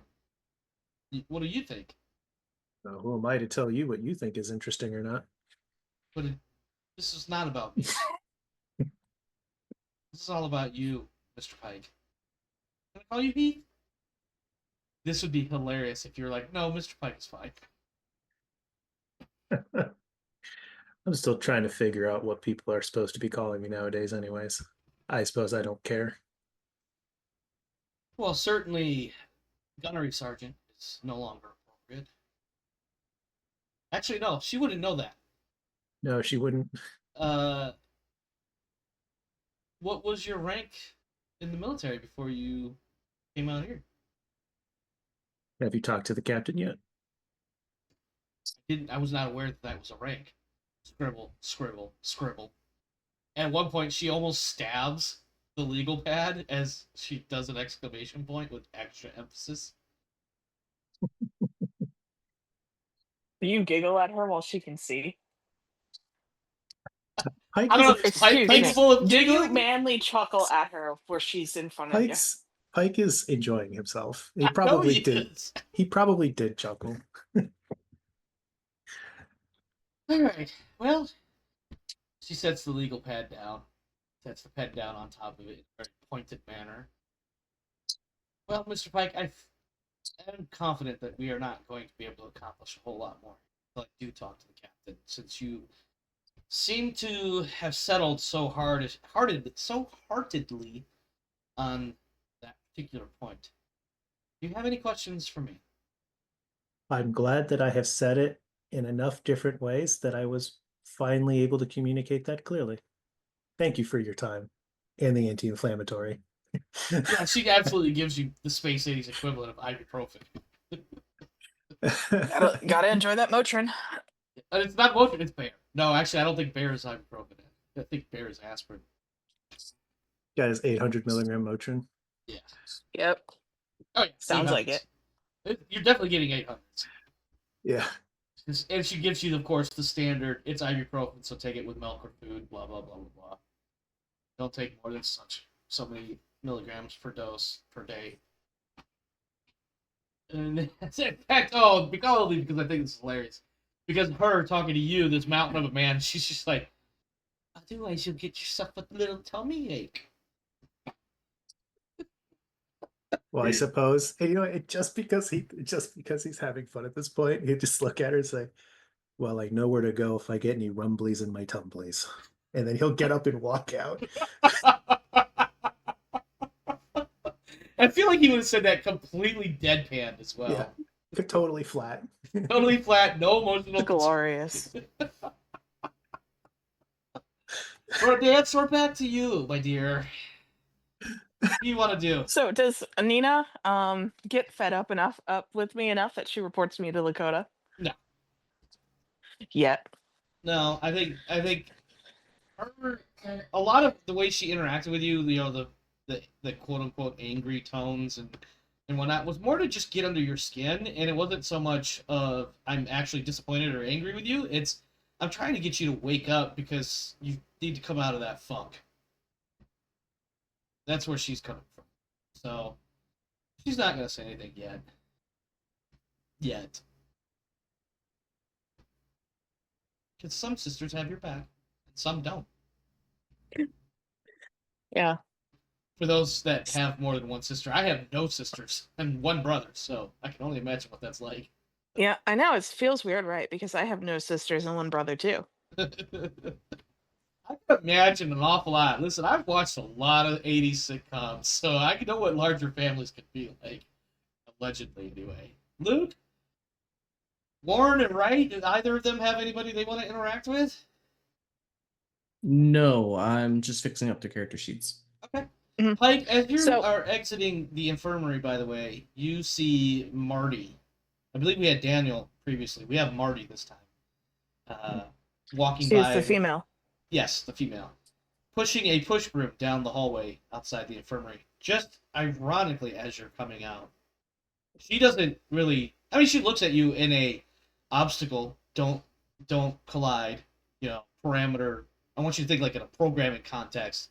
Like, obstacle, avoid, redirect, sort of way. But otherwise, she doesn't say anything. I shouldn't say she. It doesn't say anything to you. Barely recognizes your presence outside of, setting a parameter to not run into you. Well, if it avoids a collision, Pike's just going to walk by and also not acknowledge it and be like, this is good. This one knows its place too, just in his head. All right, sorry, Rodance, you were about to say something, I think. Yeah. Does Emily ever go back to her lab? I'm assuming one of the 3 labs is hers, being the prospector. Yeah, probably at some point she would go do something in there, maybe checking out some purity of some resin or dust that she picked up from somewhere. Yeah, I will totally peek my head in. When So you I peek your head in actually- there, go ahead, sorry. Yeah, I actually came out of the closet. Cube Ooh, that crate in storage. That has different connotations. I wanted to make sure we were straight there.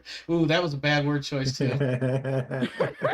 I apologize. I did not mean it like that. He came out Like, of the packing Nice. crate in the storage supply closet for I'm telling you, science. the Walked down unintended the ones are the hallway, took funniest. a turn, walked past a door or two, and entered into the Emily's Prospector Lab. I Yeah. really enjoyed walking straight out of the closet in that one. Fuck off. I hope no one knows out of my closet. Ooh. So Man, as that you remi- go ahead. sorry. Total aside.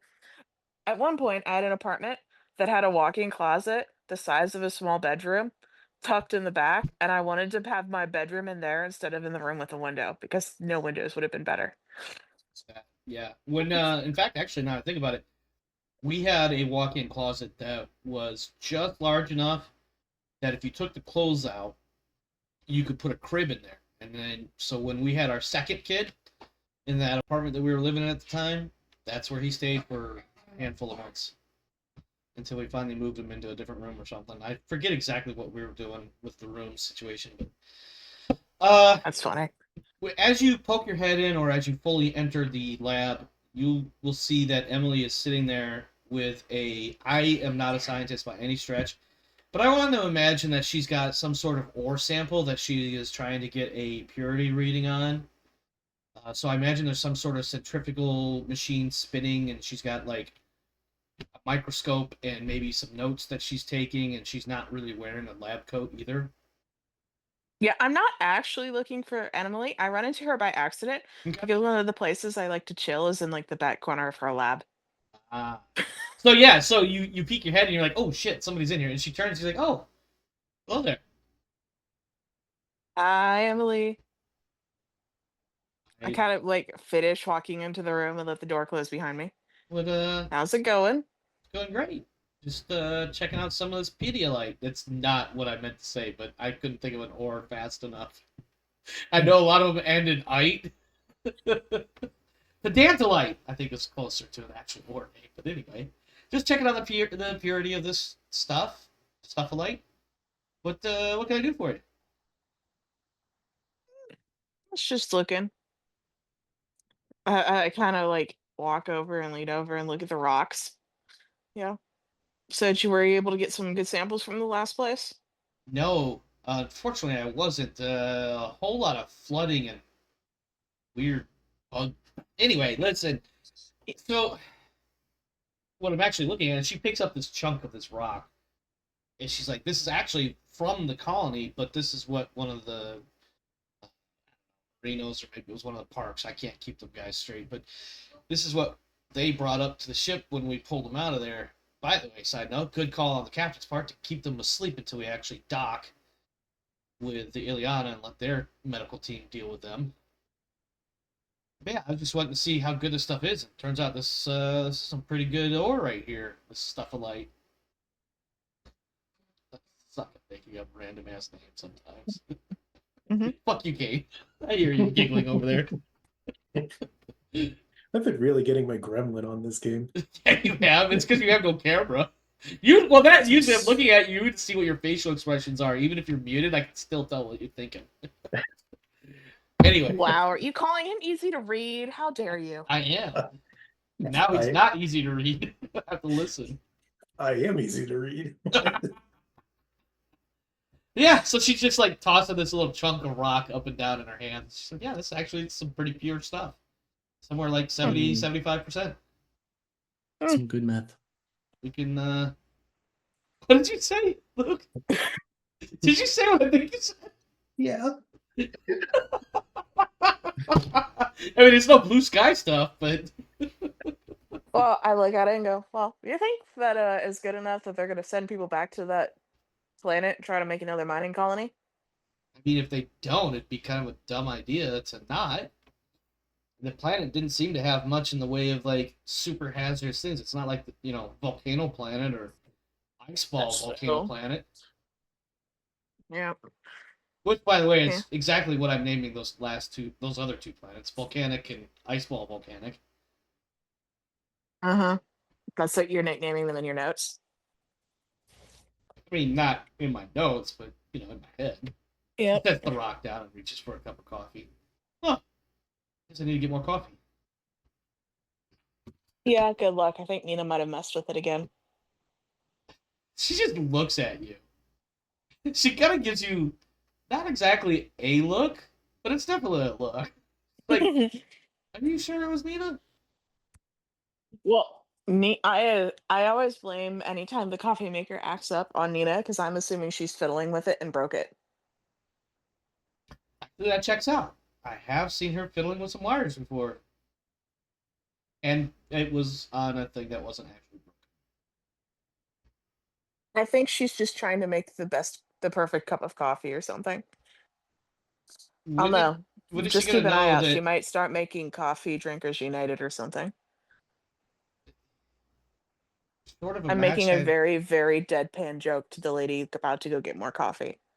Yeah, and I was just thinking, like, I don't think of such a thing of perfect coffee exists even out here.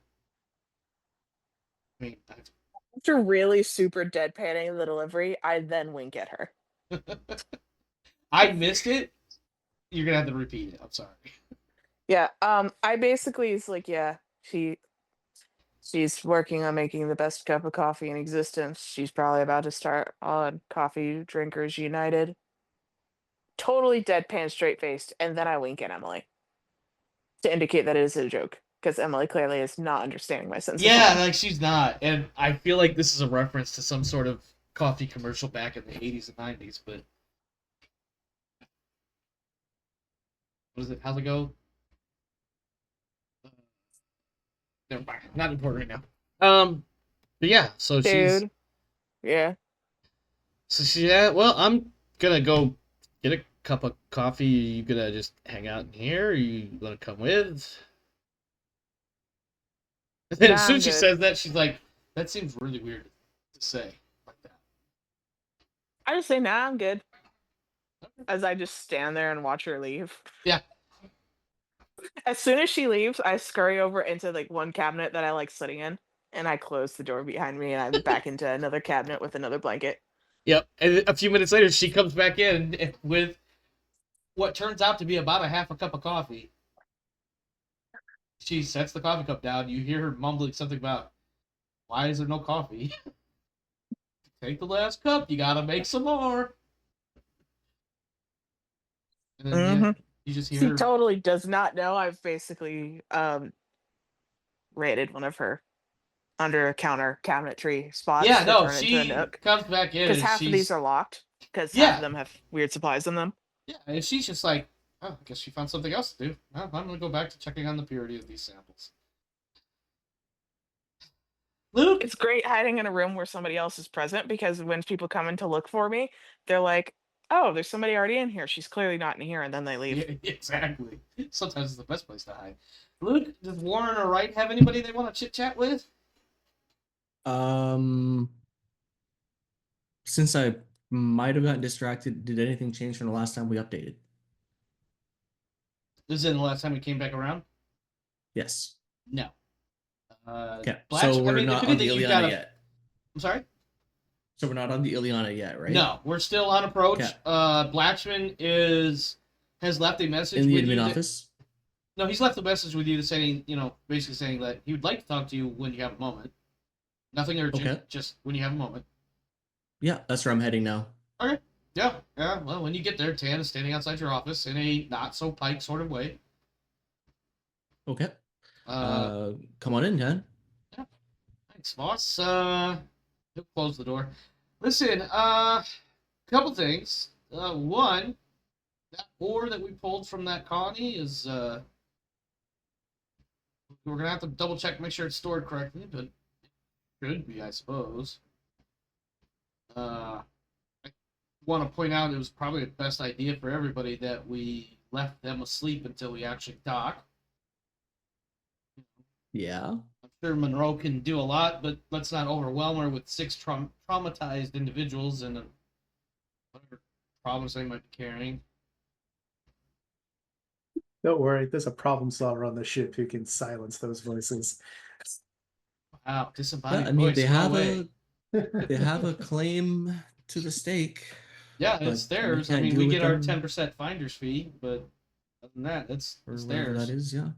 It'll be a Yeah. nice chunk of change for all of you. You've already seen the numbers, I think. Last Uh, session when I gave you guys a monthly bonus. yeah, that was nice. Um, That being said, everything's good with the ore. Everything was up to standards. How? I suppose you didn't come here to just talk to me about some ore, though. Well, I mean, I'm assuming you've got all your paperwork straight for your reports. Gaius is going to want to see that stuff right away. Uh, yes, pulls up a whole bunch of papers, starts scribbling on them. I want to imagine, just because it's funny in my head, that it's not just a bunch of random papers. It's literally a ream of paper meant to go into the printer to be used, and they're all blank, and you're like, "Yep, got lots of paperwork to do. Lots of paperwork." Just writing some notes about the last mission. Well, I mean, if you need any help, I can send you my reports, and in fact, I probably should send you my reports so you can sign off on them, and you could cross-reference my reports for yours if you need to. I guess the bigger elephant in the room, which is a funny little phrase, especially considering the person we're about to talk to or talk about. What are your intentions with this Heath Pike individual? Intentions or employment opportunities? I think my question stands. What are your intentions? What do you want to do with him? What's he here for? He's not on the official manifest. And yet there's a person here that showed up. Now, I'm not saying he wasn't helpful. I'm not saying we can't find a spot for him. I just am curious. Somebody at some point is going to notice this extra body that was originally not accounted for. He is kind of a body and a half, isn't he? It's a big body. So maybe we did pick up a stray. He's not fully stray, and he's up and up when it comes to the details. As far as a scout goes, I think that he's going to be an invaluable asset to keeping everyone safe. That being said, we do need to do something about officially registering him onto the ship, and I'm wondering about what you think might be the best option, considering your position on this. As I know you don't necessarily like him, but he takes a moment to think about what he wants to say. Like, he initially says it's your ship, and then he kind of stops, starts thinking. Says, he is a member of your crew aboard your ship. Nobody should be able to challenge that under a number of rules, laws, treaties, and straight-up maritime traditions. That said, he's not officially listed as part of this expedition, and theoretically he should be, but I can't force you to do that. If one extra body is probably not going to make that much of a difference in rations. Although, in his case, maybe. Because he probably eats enough for 3 people for as far as I know. The bigger concern he's I surprisingly have... lightweight when it comes to rations. The bigger problem I have is his gear and his attitude. One is from a strictly professional standpoint, and the other is a personal standpoint.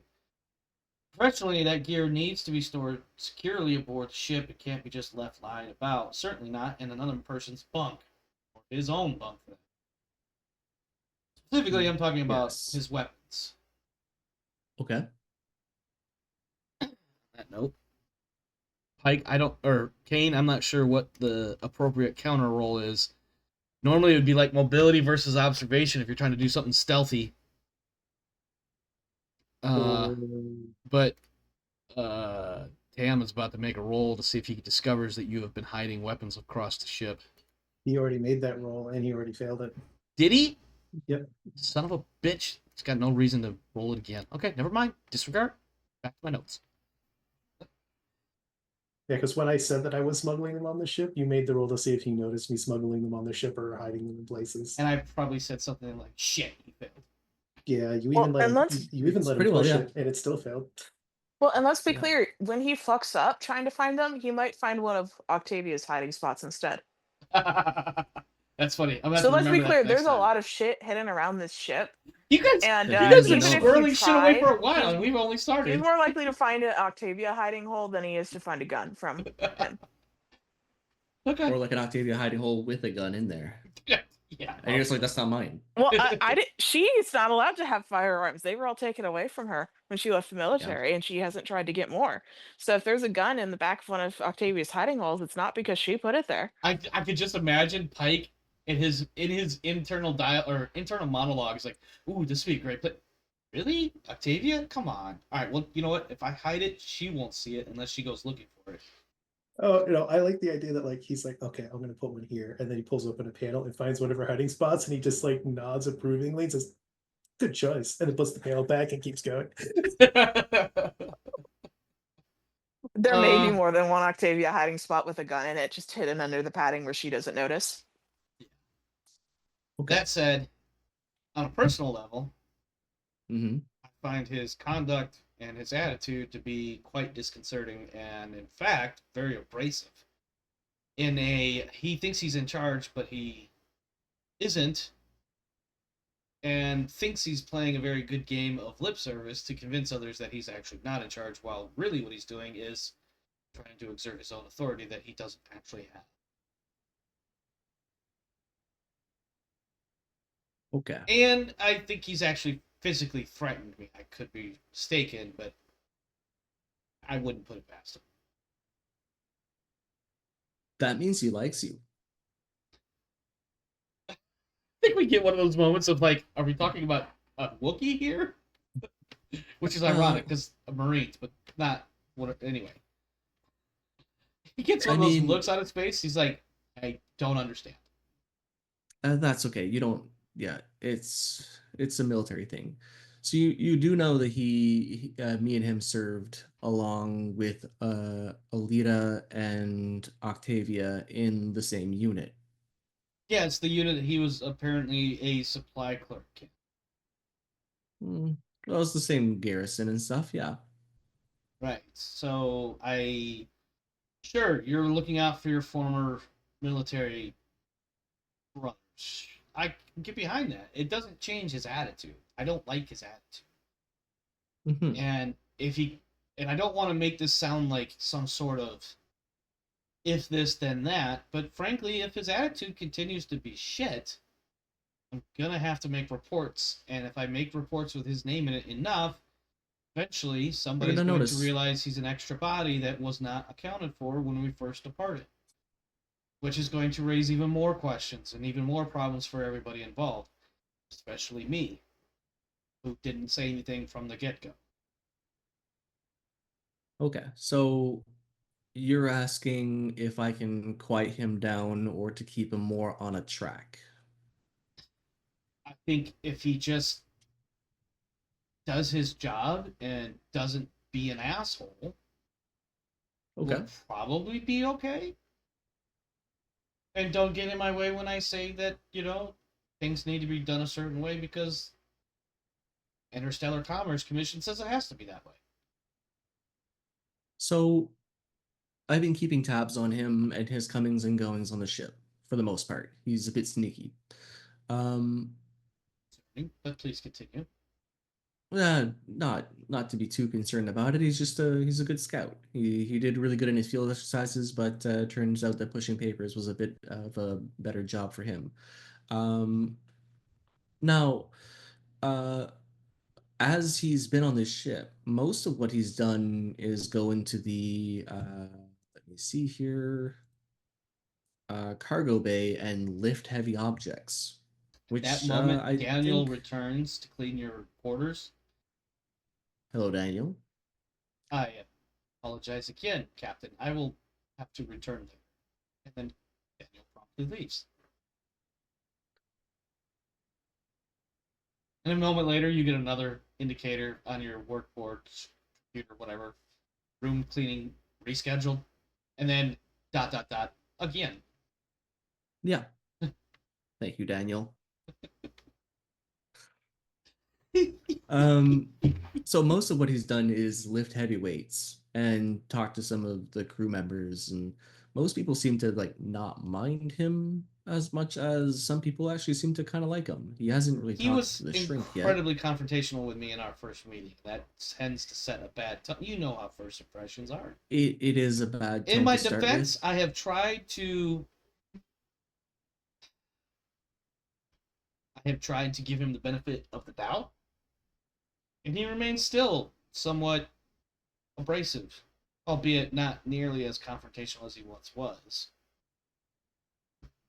My concern, Captain, is that he may cause problems for you, and amongst any other crew member, he's the one that's most likely to not just cause problems, but because of his unique status, cause the most problems.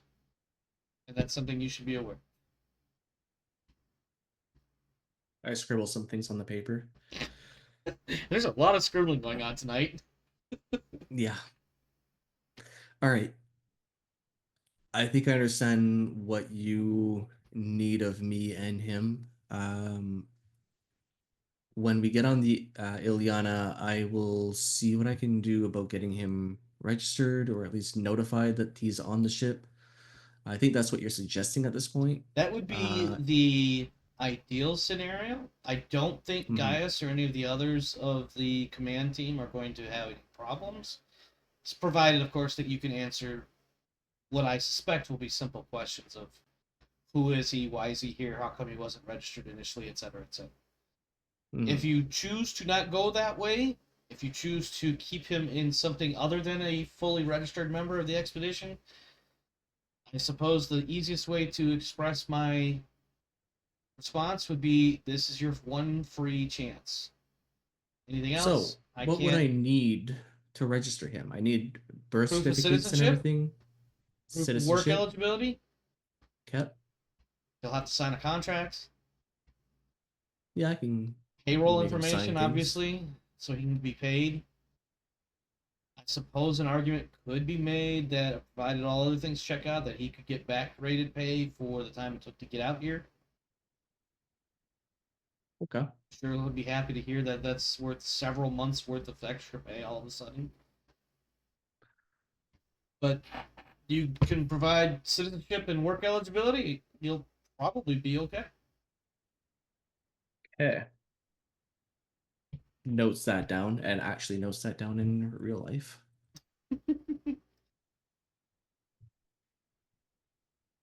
As I think of all the jobs I've never applied for because I was in the army.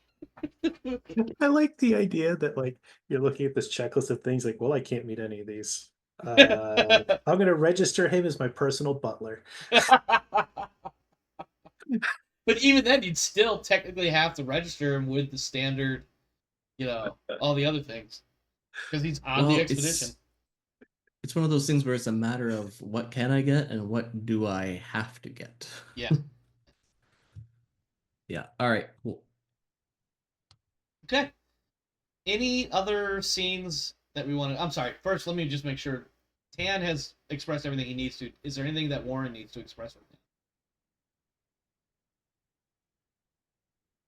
him? Not to 10, no. Okay. Any other scenes that you guys would like to do? Or shall we move to the docking with the Iliana? I'm good. Okay. Renan, has Octavia been found yet? She was found by her sister and has encountered Emily Quintana, your prospector. Beyond that, she is still in a new hiding spot.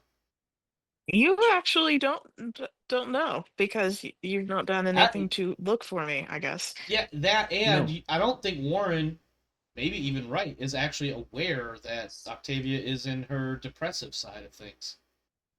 Not today, but I haven't seen her, so.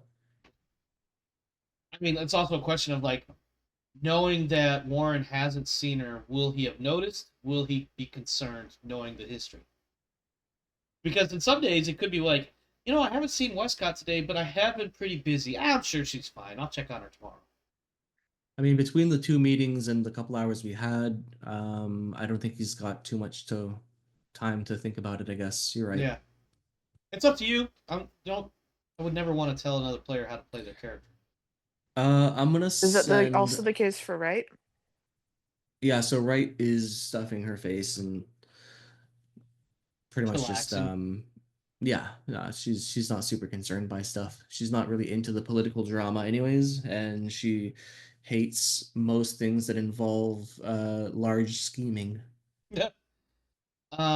Right as you are busy doing things in the mess hall, maybe at some point breaking off into the armory to clean your weapon, or maybe filing some sort of security reports, you will Mhm. notice that it's not necessarily that Marty is following you. It's just that Marty happens to be cleaning up behind you at about the same time you are in that same area that she's cleaning.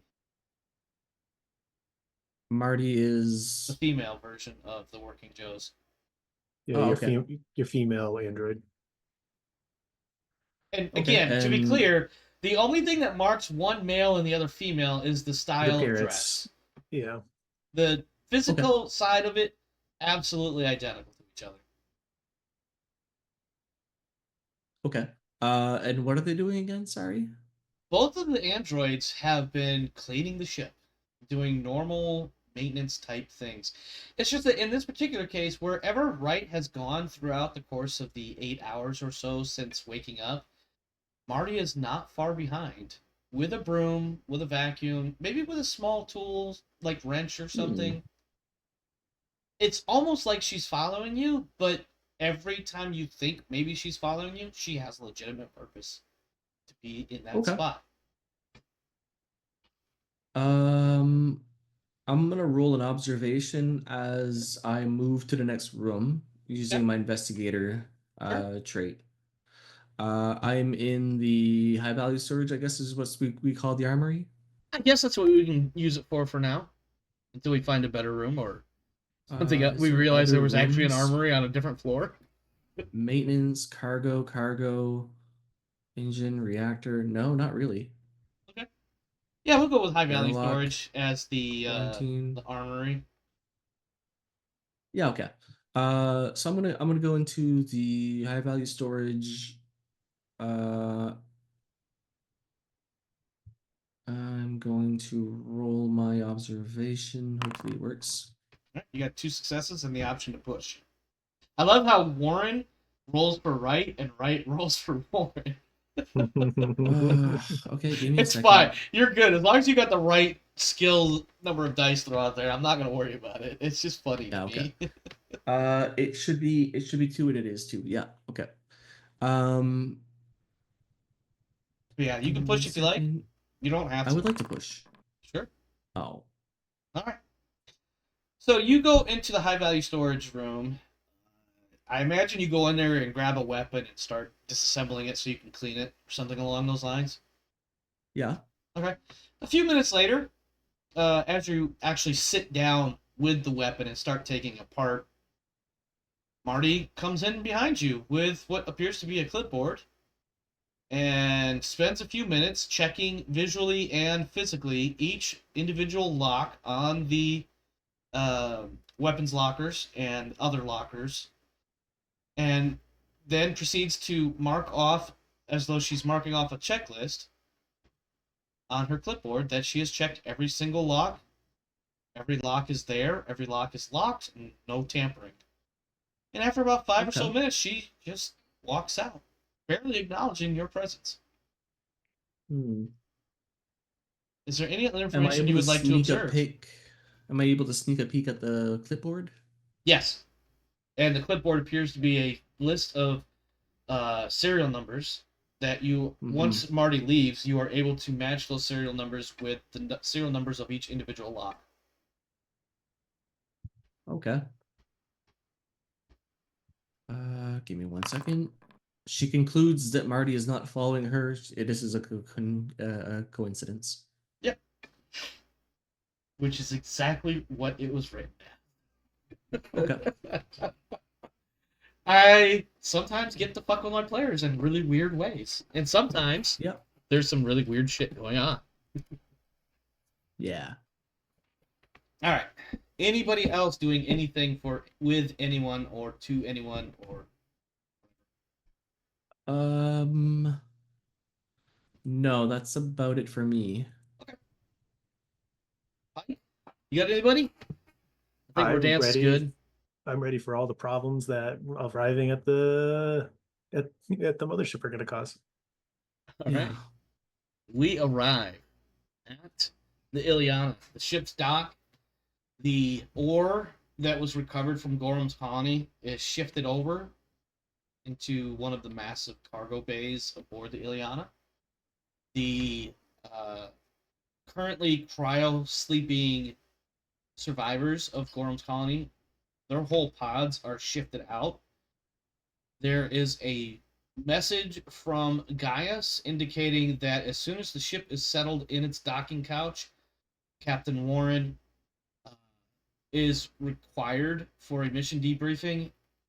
Other members of the crew at Warren's other members of the crew at Warren's discretion may attend, and it is requested that you bring the long data disks for the colonies as well as your own reports in order for them to be reviewed and turned in. Okay. So during this time, I suppose I would have finished my reports and everything? Yeah. Okay. All right then. I will. I don't need to bring anyone. I'll just go to myself then. Okay. Gaius pulls you in. Give me just a second here. Gaius pulls you into his office and welcomes you, points to a chair and says, "Have a seat, please," and lingers by the door for an extra second or two before making his way over to his own desk. Or, excuse me, his own chair. Tell me, Okay. how are you feeling today? Have I had my cigarettes? I'm sorry? I was checking if I had my cigarettes. I don't actually have them on my inventory anymore, but whatever. I'm sure you could have replicated more. No, I shouldn't have said replicate, because now I'm thinking of a different freaking sci-fi franchise. Yeah. You probably have acquired more if you need them. Yeah, it's okay. In some fashion. Okay. Warren just explains that he's doing good. He woke up well on the right side of the bed, so to speak. Had some time with his crew members today. It's going well. Excellent. This is pleasing to hear. You went to Platt's outpost, you went to Brahm's outpost, and you went to Gorham's colony. And it seems in almost all three cases that you have come up, well, virtually empty-handed. Short of the long data disks, of course. What would you like to think of, or let me rephrase that. How do you feel that your missions went overall? What you accomplished versus your goals setting out? Let me check my goals.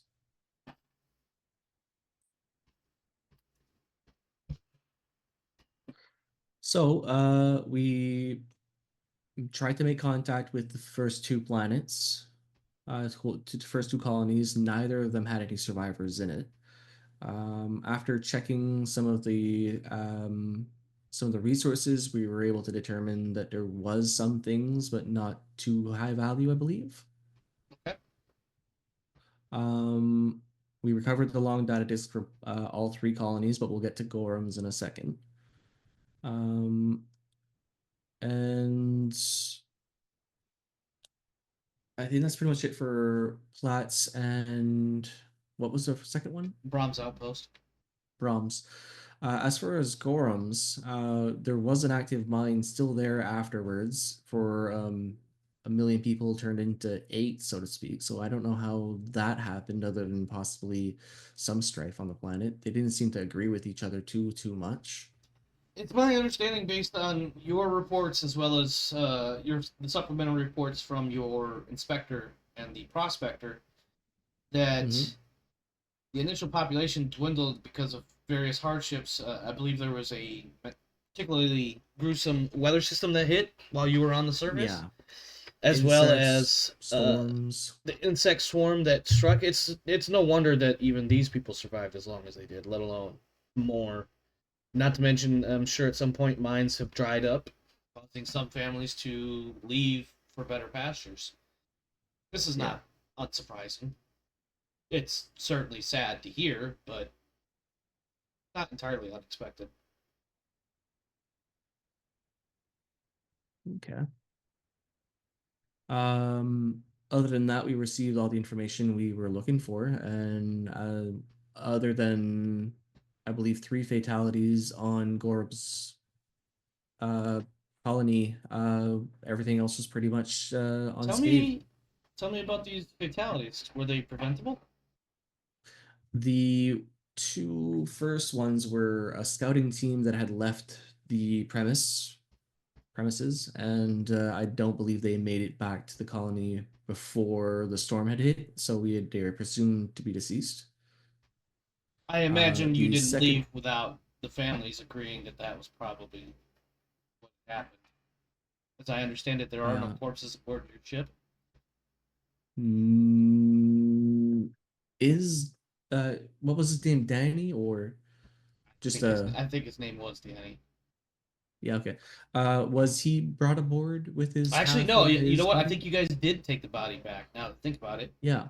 So yeah. And then So Danny yeah, his was statement would be, I believe there was only one corpse instead of 3 brought back. we weren't able to find the other 2 if we would have tried at this point with the weather system. We had to leave as soon as possible. However, we did bring Danny Marino's body, I'll say. Well, it's a shame. Well, I imagine your security team will have their own notes regarding the incident with this young Marine. He flips through some notes of his own. Marino, I believe, is his name. Yes.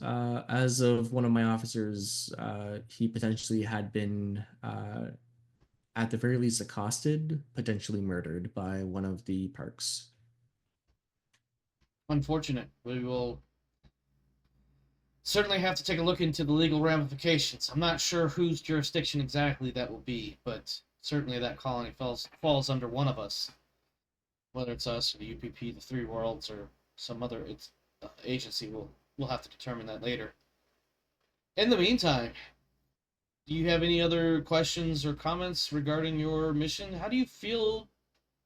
I don't know if I got a good answer. How do you feel they went overall? Things were definitely challenging and didn't, from my understanding so far, didn't turn out the way you wanted. But how does that sit with you? I stay optimistic that the next series of planets that we do visit will go hopefully better as our team gets more accustomed with the procedures, the processes, and so on and so forth. I don't think these 3 went any ways towards terrible, though the Gorham's colony was a bit more stressful than the other 2. The snow planet was a little bit bad, and I heard there was an accident with the car, but they got it out of the snow, so whatever. Um, but I think that it went okay, if not well. I would think that for your first major expedition, that things went, at the very least, as well as they could have, considering various circumstances and the nature of things that are well outside your abilities to handle, weather and insects, for the most part. And a giant mole thing. That was an exciting Ah, the event. harvester, yes. Sad that it was killed. It could have been useful somewhere else, I'm sure. But Mm. I digress. Captain Warren, I appreciate your time for coming in. You and your crew can take a couple days to do what you need to do to rest and refit, prep for your next mission. I will warn you, the United Americas has already established one colonial expedition, and your ship has drawn the lots for it, for lack of a better thing to call it. A number of colonists currently in cryo are being loaded aboard your ship as we speak, along with some colonial assets and supplies and things of that nature. We'll talk more in detail later when I give you your mission brief, but just be aware that your cargo bay may not be the best place to hang out for the time being. I don't think that'll pose much problem. Well, as I understand it, there wasn't much cargo in there once the ore was taken out. So that ore, of course, will be stored aboard the Iliana for sale when we return to the Middle Heavens. Mm-hmm. And as far as the parks and marinos go, are we going to be dividing that amongst them? Is there a finder's fee? I heard my officer. They will get the fair market value for their ore. Mm-hmm. You will receive a small portion of that to divvy up as you deem necessary amongst your ship's crew. 10% finder's fee for rehabilitation, returning to the fold as it is Mm-hmm. of course the standard. Excellent. I don't see any reason for any of the courts or anybody to hold up the Parks and Marinos receiving their fair share. There may be some contention on how much one family gets versus the other, but I feel as though straight down the middle is the best way to go. Yeah, until any legal proceedings, but that's not our horse. Now is it? No, that would be something that they would pursue if they chose to. I don't believe the ICC is going to do anything about it. They simply Okay. give you 10% of the estimated value, and the remainder will go to the families based on whatever they and the courts determine at whatever point in time they determine it. Excellent. If I have any other information, um, I will send you a notice. Am I able to get another meeting with you before we leave? Absolutely. We'll have, at the very least, the mission briefing. If you feel the need to schedule any other meetings, by all means, contact my office. We will set something up. Perfect. Uh, I think that's everything that I have to explain for this mission. Very well. Was there anything else that you would like to touch? No, I think that covers it. I will take some time and review your reports. If I have any questions, of course, I will reach out. But I think everything has been more or less straightforward and easy to digest with very little necessity to extrapolate further. Okay. I get up and then I salute and I We walk don't out do of the that door. here, sir. We just calling you captain is more than enough. If you want your crew to salute you, that's between you and them. Force a He's an habit. I android, so don't think I when he had anyone. smirks, I want you to imagine that the timing is just a tiny bit off Yeah. versus what a human would have done, smirking and making that comment at the same time. Force a habit. I don't have any of them salute me. I just, you know how it is. I took you for your word, sir. Thank you. And then I take my We will leave. be in touch with you shortly to determine when your mission brief will take place. That will be dependent, of course, on how long it takes to get the colony supplies and the colonists loaded aboard your vessel. Excellent. All right. I think this is a good spot to hold here. Actually, no, we can do one thing at least. I need the three of say. you. I was gonna say it's only 12:20. Yeah. I need the three of you to each roll 1d6, and two of those numbers will be selected for whatever happens next. I got a wicked leg cramp and I have no idea why. Yes. All right, It we have a probably sucks to 6. roll high, but I rolled a 6. You did roll a 6. All right, Rodance and Warren, or Luke rather. Oh, why don't you guys go ahead and re-roll that tie there? Actually, no. I'll let you two decide if you want to roll that. Okay, another 3. Go ahead, Luke. I think 3 has been committed. Yeah, I think so. All right. We rolled 3 3s. We kind of have to commit now. And a 4. Okay, so 6 and 3. Over the course of the next shift or so, the word comes out that there was some sort of maintenance failure aboard the Iliana over the last several weeks. That while you guys have been away. Can you all roll another 1d6 for me too? It doesn't matter who. I just need a single 1d6 roll. Not it. I heard Pike going. Yeah. All right. Well, Pike rolled a 6. Or excuse me, Kane rolled a 6. Unfortunately, 600 colonists in Cryo die due to some sort of mechanical failure. It's not my fault. I wasn't here. I didn't kill them. Wow. Yeah. And then if I could get one more 1d6 roll, please. That's another 6. Amazing. Hell yeah. So, I don't remember. Oh, let me try that again. So, one of the other problems is, if you guys recall, when you first came out of Cryo, here in the Far Spinward Colonies, there was let's just say there was a lot of tension between the various groups comprising this expedition. And of course, we have some of the major groups, the United Americas, the UPP, the Three Worlds Empire, and we have a lot of corporate interests being represented as well. In the time that you guys have been gone, there has been continued unrest between the different factions. I have a question. Go ahead. Where is Tam from? He represents the ICC. Yeah, but where is he from? Was he That's- born in ICC space, or does he work for the ICC and he's from somewhere else? That's a great question. Let me see what his character sheet says. That's not the one I wanted. Let's see. He's from Tepetamb.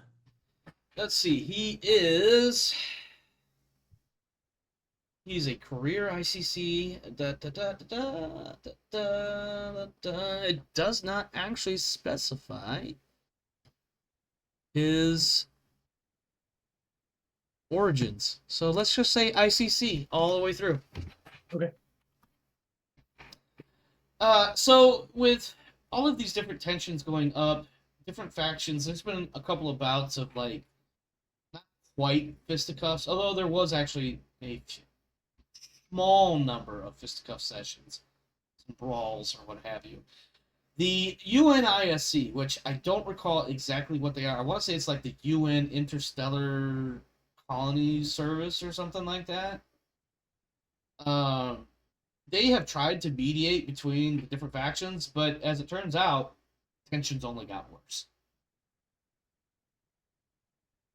So things are a bit rough aboard the Iliana in the common areas of the ship. There's a lot of people taking attacked? sides. There's a lot of people, clicking up, as it were. What was your question? Do we get attacked? That depends on how you act. I imagine you guys have things you want to do on the Iliana. I want to point out also that Dudge, unless somebody tells him he has to, is not coming aboard the Iliana. He will proudly volunteer to stay aboard the ship to supervise ship operations while it's docked, which means he's basically just going to sit there and do nothing. Wait for Dudge is the captain, right? Dudge is the pilot. He's the second pilot. He's the primary pilot. He's the Finn is senior his pilot, backup. I want to go see Dudge. Oh, do you? I do want to go see Dudge. Okay. You can find Dudge on the bridge. He is, in fact, at this particular point, since the ship is well docked and not much going on, he is literally sitting in his flight chair with his feet up on the desk and just kind of leaned back. In fact, he's got a small paperback book, and he's reading. Okay. I'll go have a seat in the other pilot's chair. In the nav seat, the co-pilot seat. Yeah. And I'll lean back. I'm making it super obvious that I have arrived, and I just look over at him. He looks up at you as you approach. He sits down, and then he's just like, he doesn't really shrug per se. He just goes back to reading his book.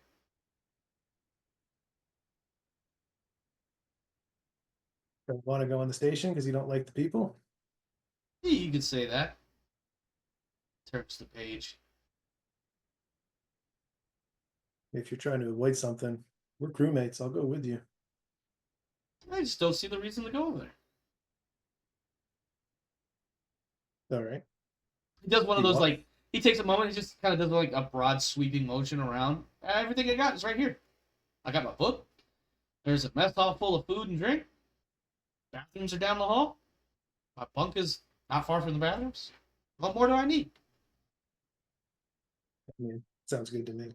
Do you want anything? You want me to grab anything from over there for you? If you find a bottle of rum, that'd be great. Not that spiced bullshit. I want the dark rum. Yeah, I could do that. Yeah, you find me some, I'll throw some money at you. Don't sweat it if you can't find it. Oh, look. If it's there, I'll find it. Suddenly, I feel like drinking some crack it myself. But anyway. But I'll get More up of a from Sailor the- Jerry's worsen. I'll get up from the nav seat, and I just sort of pause, look at him, and say, "Everyone's business is their own business, but we're crewmates." And I'll walk off the bridge. I think he kind of gives you like a little like I don't know. He'll give you like some sort of nod or something. He'll acknowledge what you said, but he doesn't really have anything to say. Yeah, but I'll walk off the Did bridge. somebody pry Octavia out of her current hiding hole? I'm going to leave you alone. Nobody needs to bother you. And if I haven't seen you walking around, it's because you're hiding. No, none of you. I mean, other than your sister and your brother, and I think at some point Finn and Nina probably talked and be like, yeah, she's being obstinate, and that Nina's when she says obstinate, she's got like air quotes all over it. I think Yeah, she's being obstinate. If she wants to come out, she'll come out. Fuck her otherwise. when I go to get off the ship, I'll just send a message to your pad. It just says, "I'm getting off the ship. Send me a list if you want something." Yeah, Octavia is because she's in a she did not wake up in a happy person mindset today, is not willingly getting off of the ship. She is going to just continue hiding. I mean, that's what Pike is assuming. So he just sent a message in case you want something while you're trying to avoid everyone. He's very much leaving you alone, just giving you enough of a line if you do need something from the mothership. And I'm going to go anywhere it takes. I will go to the maintenance bowels of this ship if that's where I think people are making rum. I'm going to find this goddamn bottle of rum. You know what? Make an observation roll. And go ahead and Well, who's actually finding add it? one to it. And I'm going to say add one because sometimes soldiers do dumb things in the barracks. I'm going to leave it at that. You know what I'm talking about. Yeah. Yeah, it doesn't take long. Now, I want to be clear. Like, there's no distillery. There's no like stills or anything. But it's not hard to find that there are a couple of, let's say, unofficial shops opening up. One is very clearly UPP. It is nothing but Cyrillic letters all over the place. And when they see you, you get some hard stares. Now, I want to be clear. No, you were They asking recognize earlier- you as Yeah, they you don't were- know that you're artificial womb, but they know that you are a problem and a very big potential threat. So they're because it came up earlier when Luke asked, like, do we get attacked, and you said it depends on how you carry yourselves. Uh-huh. Pike is walking around in a sleeveless shirt, so like the colonial marine motto tattoo that he's got for his sleeve is it's super fucking obvious that he's a marine. in that case, yes. These individuals from the UPP, of which some of them are, I forget what the UPP special forces are. There's a couple of them that have that grizzled veteran look that they might have been. They give you some hard stares, but otherwise, unless you approach them, they don't say or do anything else. In fact, it's not even necessarily hard stares; it's obvious watching. Are they selling alcohol? Yes, but there is another store that is apparently like, because of course I'm just picturing something in like Mass Effect. There's the one faction store, and now then there's the friendly faction store that is clearly the UA that has stuff. Who do I There's no think? ways to play this, but yes. Okay. Which store is Commander Shepard going to go vouch for today? You know what? I think Pike is of the opinion that the booze that he has taken off of dead people has been better than the booze that he's gotten in friendly space. So I think he's gonna go to the UPP booze sellers to get better rum. All right. Okay. Go ahead and make me. Let me see. Let me think for a second here.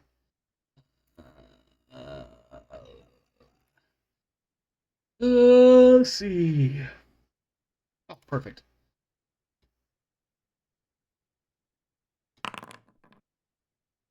That was not Dutch rolling. Wait. Go ahead and make a manipulation roll. And then tell me how you make your approach. All right. I mean, I'll make a manipulation. I'm not trying to intimidate anybody. I'm just No, here I to buy know. some booze. I know. And they're not trying to intimidate you necessarily either. You know, I feel really good about that roll, even though it's not more than yours, because I got 1 on 1. Yeah, I would feel pretty good too. Listen, in Pendragon, that would be a critical. So yeah, he's gonna walk up and he's gonna be like Spanish in Spanish or English in English. He's so basically gonna be like English or Espanol. I said Yeah. that wrong, but you get the idea. Yeah. You get one of the guys, and this is one of the ones that looks like he's got some military background, like pretty serious. Like he's got the 1,000-yard stare. He's got the the scruffy beard. He's got the body mass. Just goes, what do you want?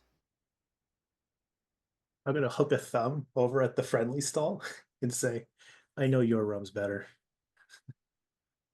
Of course, I'll rum. Your rum tastes like piss. It And then he does. said something in Russian that the other people laugh at, and you get the very distinct sound or distinct feeling it was not a very nice thing to say. Yeah. He Super just says, yeah. hot. It's like, And yeah, then in like basically in it's subtitles for our TV show, we get it's not the only thing that tastes like piss over there. I don't know. We get something stupid that Yeah. some Russian would say in the space 80s. So What'd can you I say? I'm buy? sorry. So he says, so can I buy a bottle or am I not a welcome customer here? We take your money. You just pay more. Like he makes a pointed look at his tattoo and then back at the guy and says, that makes sense. Yeah, you know why. Yeah. You know why. He does one of those. Oh man, he does one of those like he reaches to scratch his arm, but what he does is he pulls his shirt sleeve up slightly. He's got a short sleeve, and he gives you see a tattoo of the same unit insignia that you have seen previously. I just forget what I want to say. It was like a red leaf or red arrowhead or something like that. I don't remember what it was, but Yeah, there was the guys that we shot down and I murdered. yes, it Yeah. was there that unit patch. Now obviously this guy doesn't know what you did to his brethren, and they may not have been brethren at the same time, but it's Yeah. the same unit just for the continuity. It says, yes, you know why we can't give you discounts. You pay full price and then some. We call it tariff. You know, I met some of those guys. He doesn't say anything to that.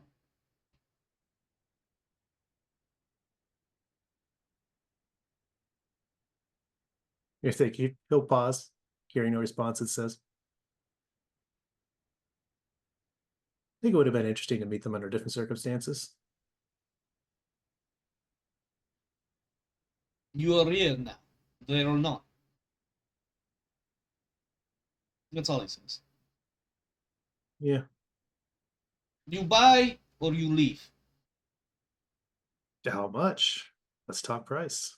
Oh, he spits out a number that you know is clearly heavily marked up. If it was something that was supposed to be like $10, you're paying like 30. I'm just throwing random ass numbers out. I have no idea how this economy here works. Yeah, I will try to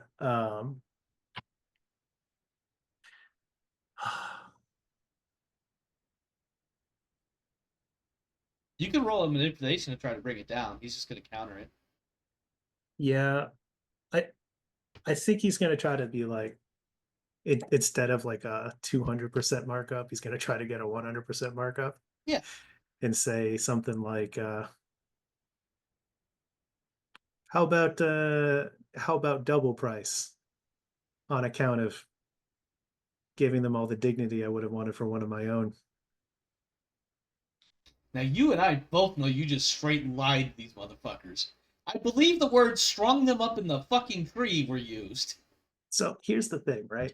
For I Pike, wish I could see your face right now. yeah. So here's the thing, right? Pike took them extremely seriously. Sure. And that's what he's talking about. Like Yeah. after somebody's dead, to him, that's something totally different than the dignity of a death on the battlefield, right? So because in his mind, a body's just an empty corpse, doesn't matter anymore. Yeah. So in his mind, he's like, yeah, I mean, I gave them everything. I treated them seriously. So that's what he's thinking. And I'll All make right. my manipulation I'll tell you roll. He what. knows it's gonna go Go nowhere. ahead and push it if you want. Sure. Oh shit! Oh, yeah, I'll take it. Oh, hold on. I can screw that up. Let's see.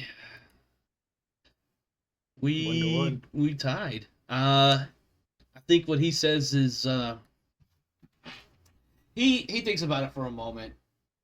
He reaches under the bar top, pulls out a let's call it a 175 or what's hold on, let me think. 750. Yeah, the 750 milliliter bottle, the half size. Yeah. Sets it on the table and he says, "From one soldier to another, 200's fine. Maybe Did I this time we won't have to kill each other." you know, You won't find better deal next time. You won't find deal next time. And he slides it Is- over, but he keeps I a st- hand on it, waiting for the money. Yeah. I reach into a pocket and I pull out cash and I put it on the table and I slide it over. It's like, I like you. And I think I probably would enjoy the stories you're going to tell everybody about how much money you took from me.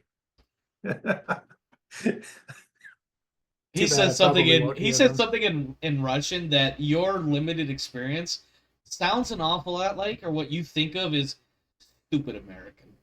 As he takes the money and slides the bottle closer to you. I'll take the bottle and I'll go. Also, I just want to note for the record how I was able to keep what I thought was a fairly solid Russian accent completely throughout that whole thing. But you get lots of practice when you're trying to avoid it. Yeah, yeah. When I'm trying to do a straight up Eastern European one, something closer to Romanian, like that. Nah. But when I want Russian, I get Russian. Bulgarian. I play a character who is Romanian, and so I've been trying to come up with at least a generic Eastern European accent, and it wanders from German to Eastern to Russian to whatever. But I can keep a Russian one.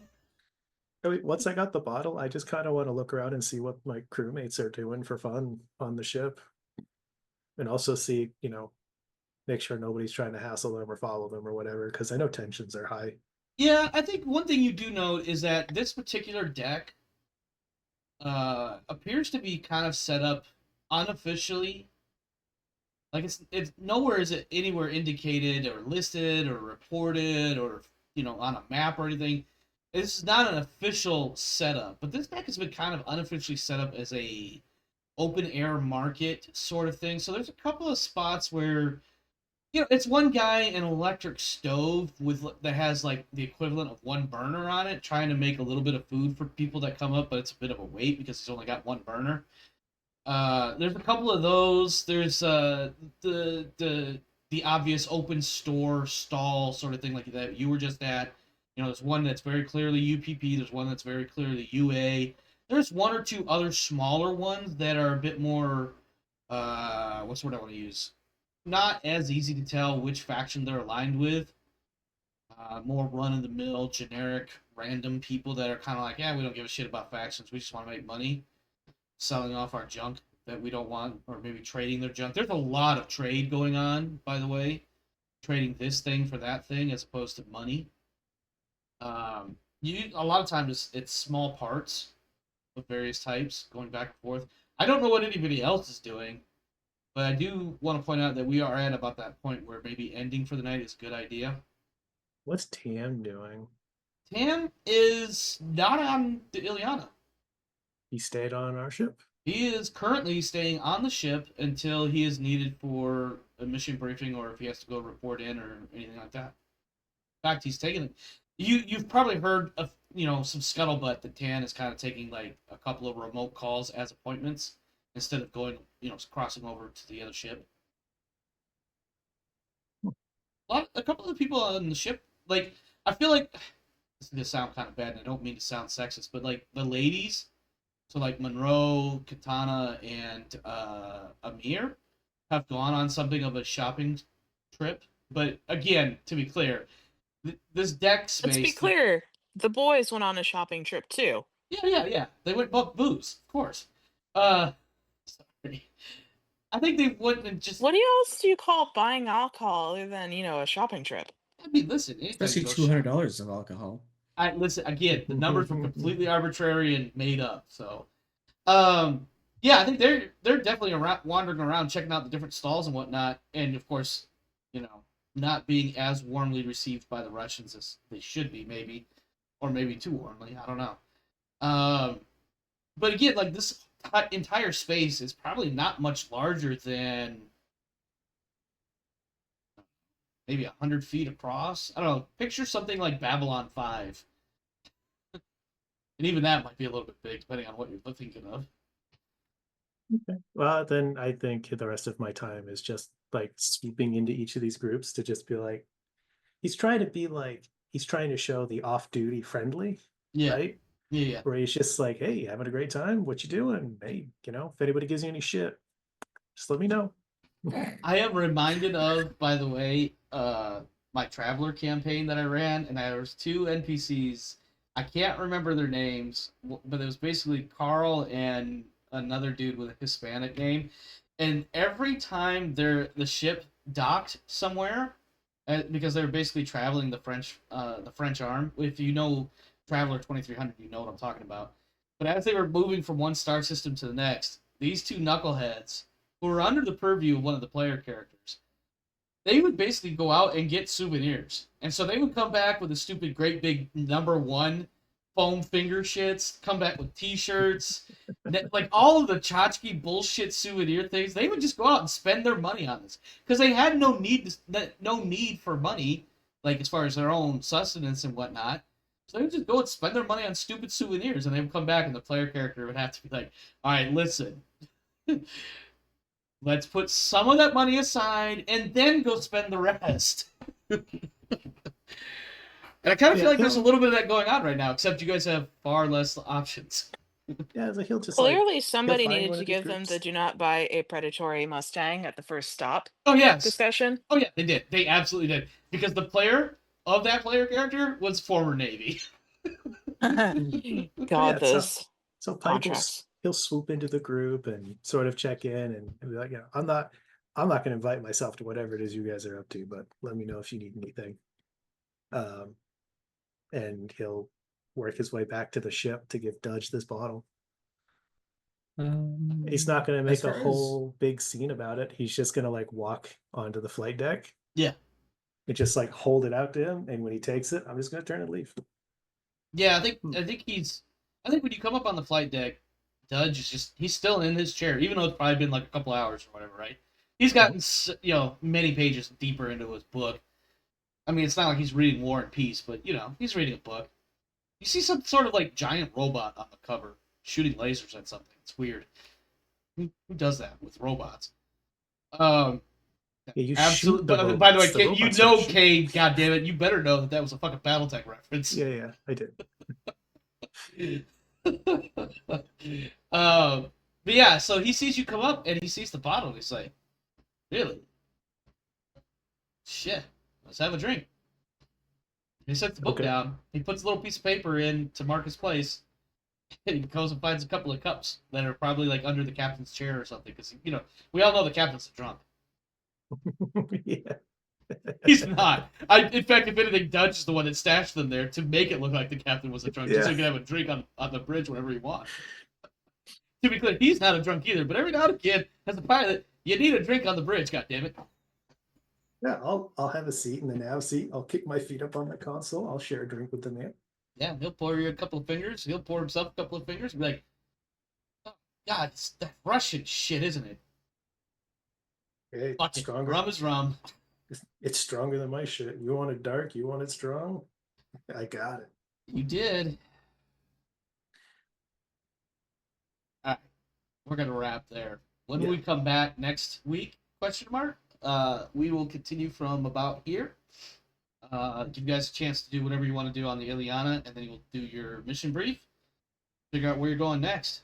We do get a brief, I won't say cutscene, but we do get a brief moment where the camera pans over to the island's cargo bay, and it's just shipping container after shipping container after shipping container being shoved into your cargo bay. Every cubic meter is being taken up by these shipping containers. And then there's another quick cut to the cryo bay, and I want you to imagine that if you think of the cryopods in Aliens, where they were kind of like a central beam or whatever, and then they were like spoked around like 6 or 8 pods.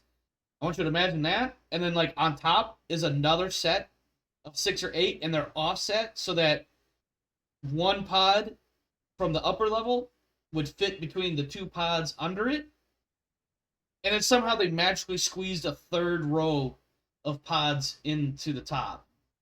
It's really wild what they've done with space conservation. Also, yes, what an age. So you end up getting like all the available space for the cryopods taken up by all of these sleeping colonists, and just enough pods for you and your crew. -1, because they didn't account for Pike.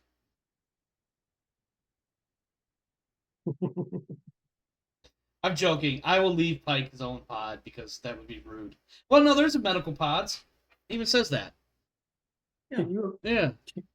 can you imagine the like, okay, we're all gonna go on ice for like 3 weeks, and then 3 weeks later, everybody's like, "What the fuck has Pike been doing for 3 weeks?" Losing his fucking mind. No, actually, they do take all. So they leave just enough. There's just enough pods for the crew, except for Pike. But there are med pods, so Pike's just gonna have to go med out. All right, let's talk experience points. Experience points might be a little slim tonight because of the nature of our roleplay, but we had a lot of roleplay and a lot less crazy. Well, anyway. I have been getting so many Facebook notifications. I think Facebook is trying to get me to come back to Facebook. Like, to actually start making me, like, pay attention to it. It's wild. I've been Your sitting life here. is better without Facebook. It is. Every now and again, I skim it, and what ends up happening within a couple of minutes is I just start looking at the reels that are on Facebook because I need something to make me laugh. Anyway, Might as well just not. Right? Did you participate in the session? Yes. Did you risk or sacrifice something to further your agenda? No, you cannot count the 200 UA dollars as a sacrifice. Nice try, I mean, Kane. that's not exactly staring into the darkness. Now, if I decided to fist fight that guy over the bottle for the crew, then I feel challenge like you to a trial of possession. Yeah. The Kerensky you do. I would like to argue that my character hid it on the ship instead of making use of the Iliana trip. But was that for your personal agenda? Her personal agenda is literally listed as escape the pain because she clearly needs a fucking therapist. Yet you've taken 0 time to actually sit down with a ship-provided therapist.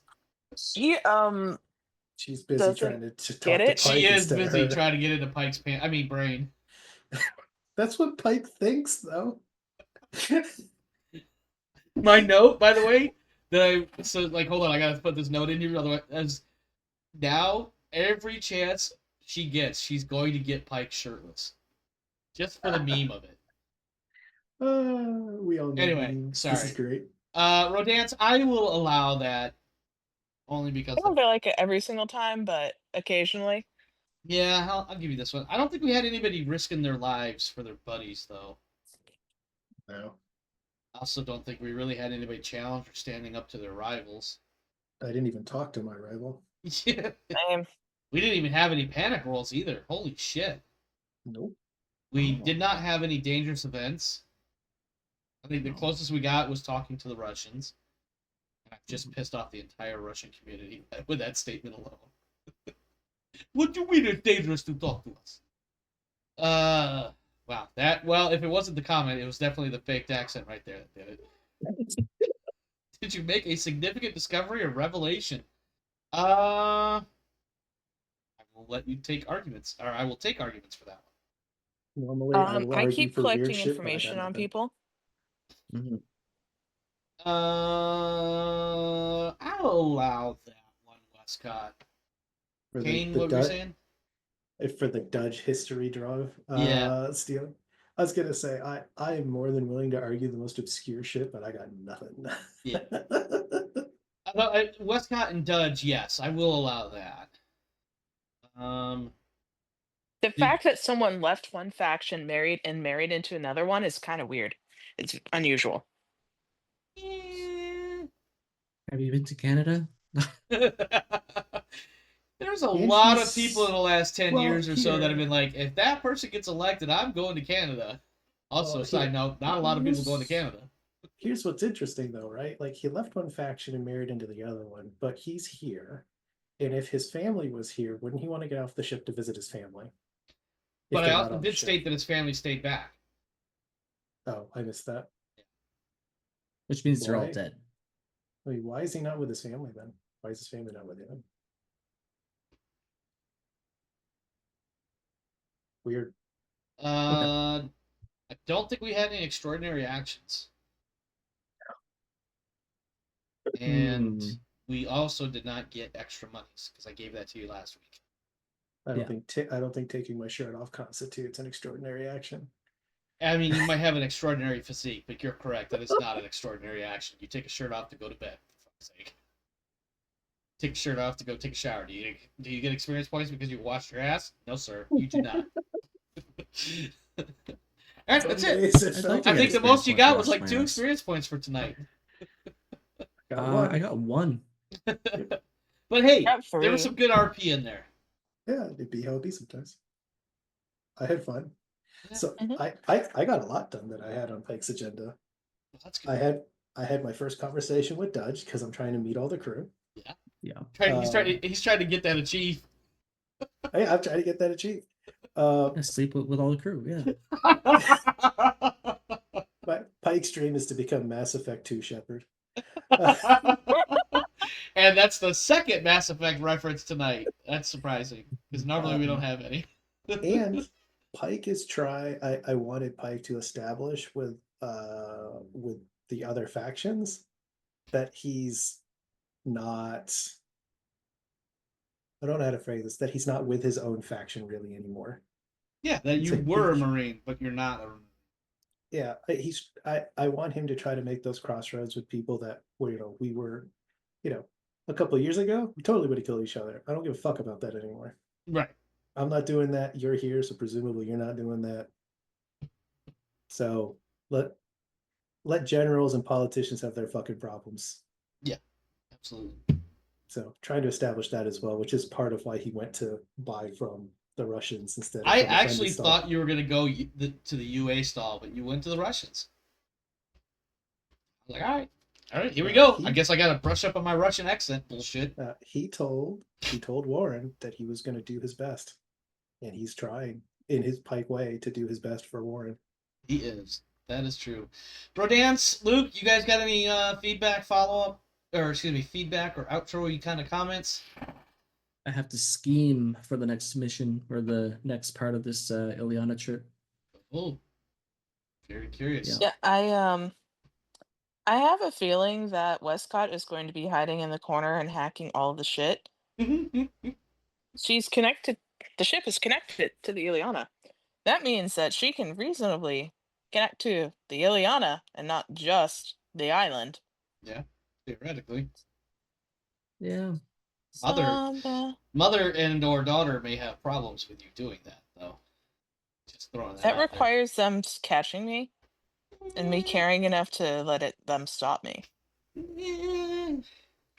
They have a lot of dice, but yes. While Octavia's over here planning to commit huge crimes, Pike just wants to take Tan out for a drink and be like, "We're off duty. Work problems are work problems. Work problems are work problems. Personal problems are personal problems. You want to go We're get a off drink? duty. Can we stop being assholes to each other now?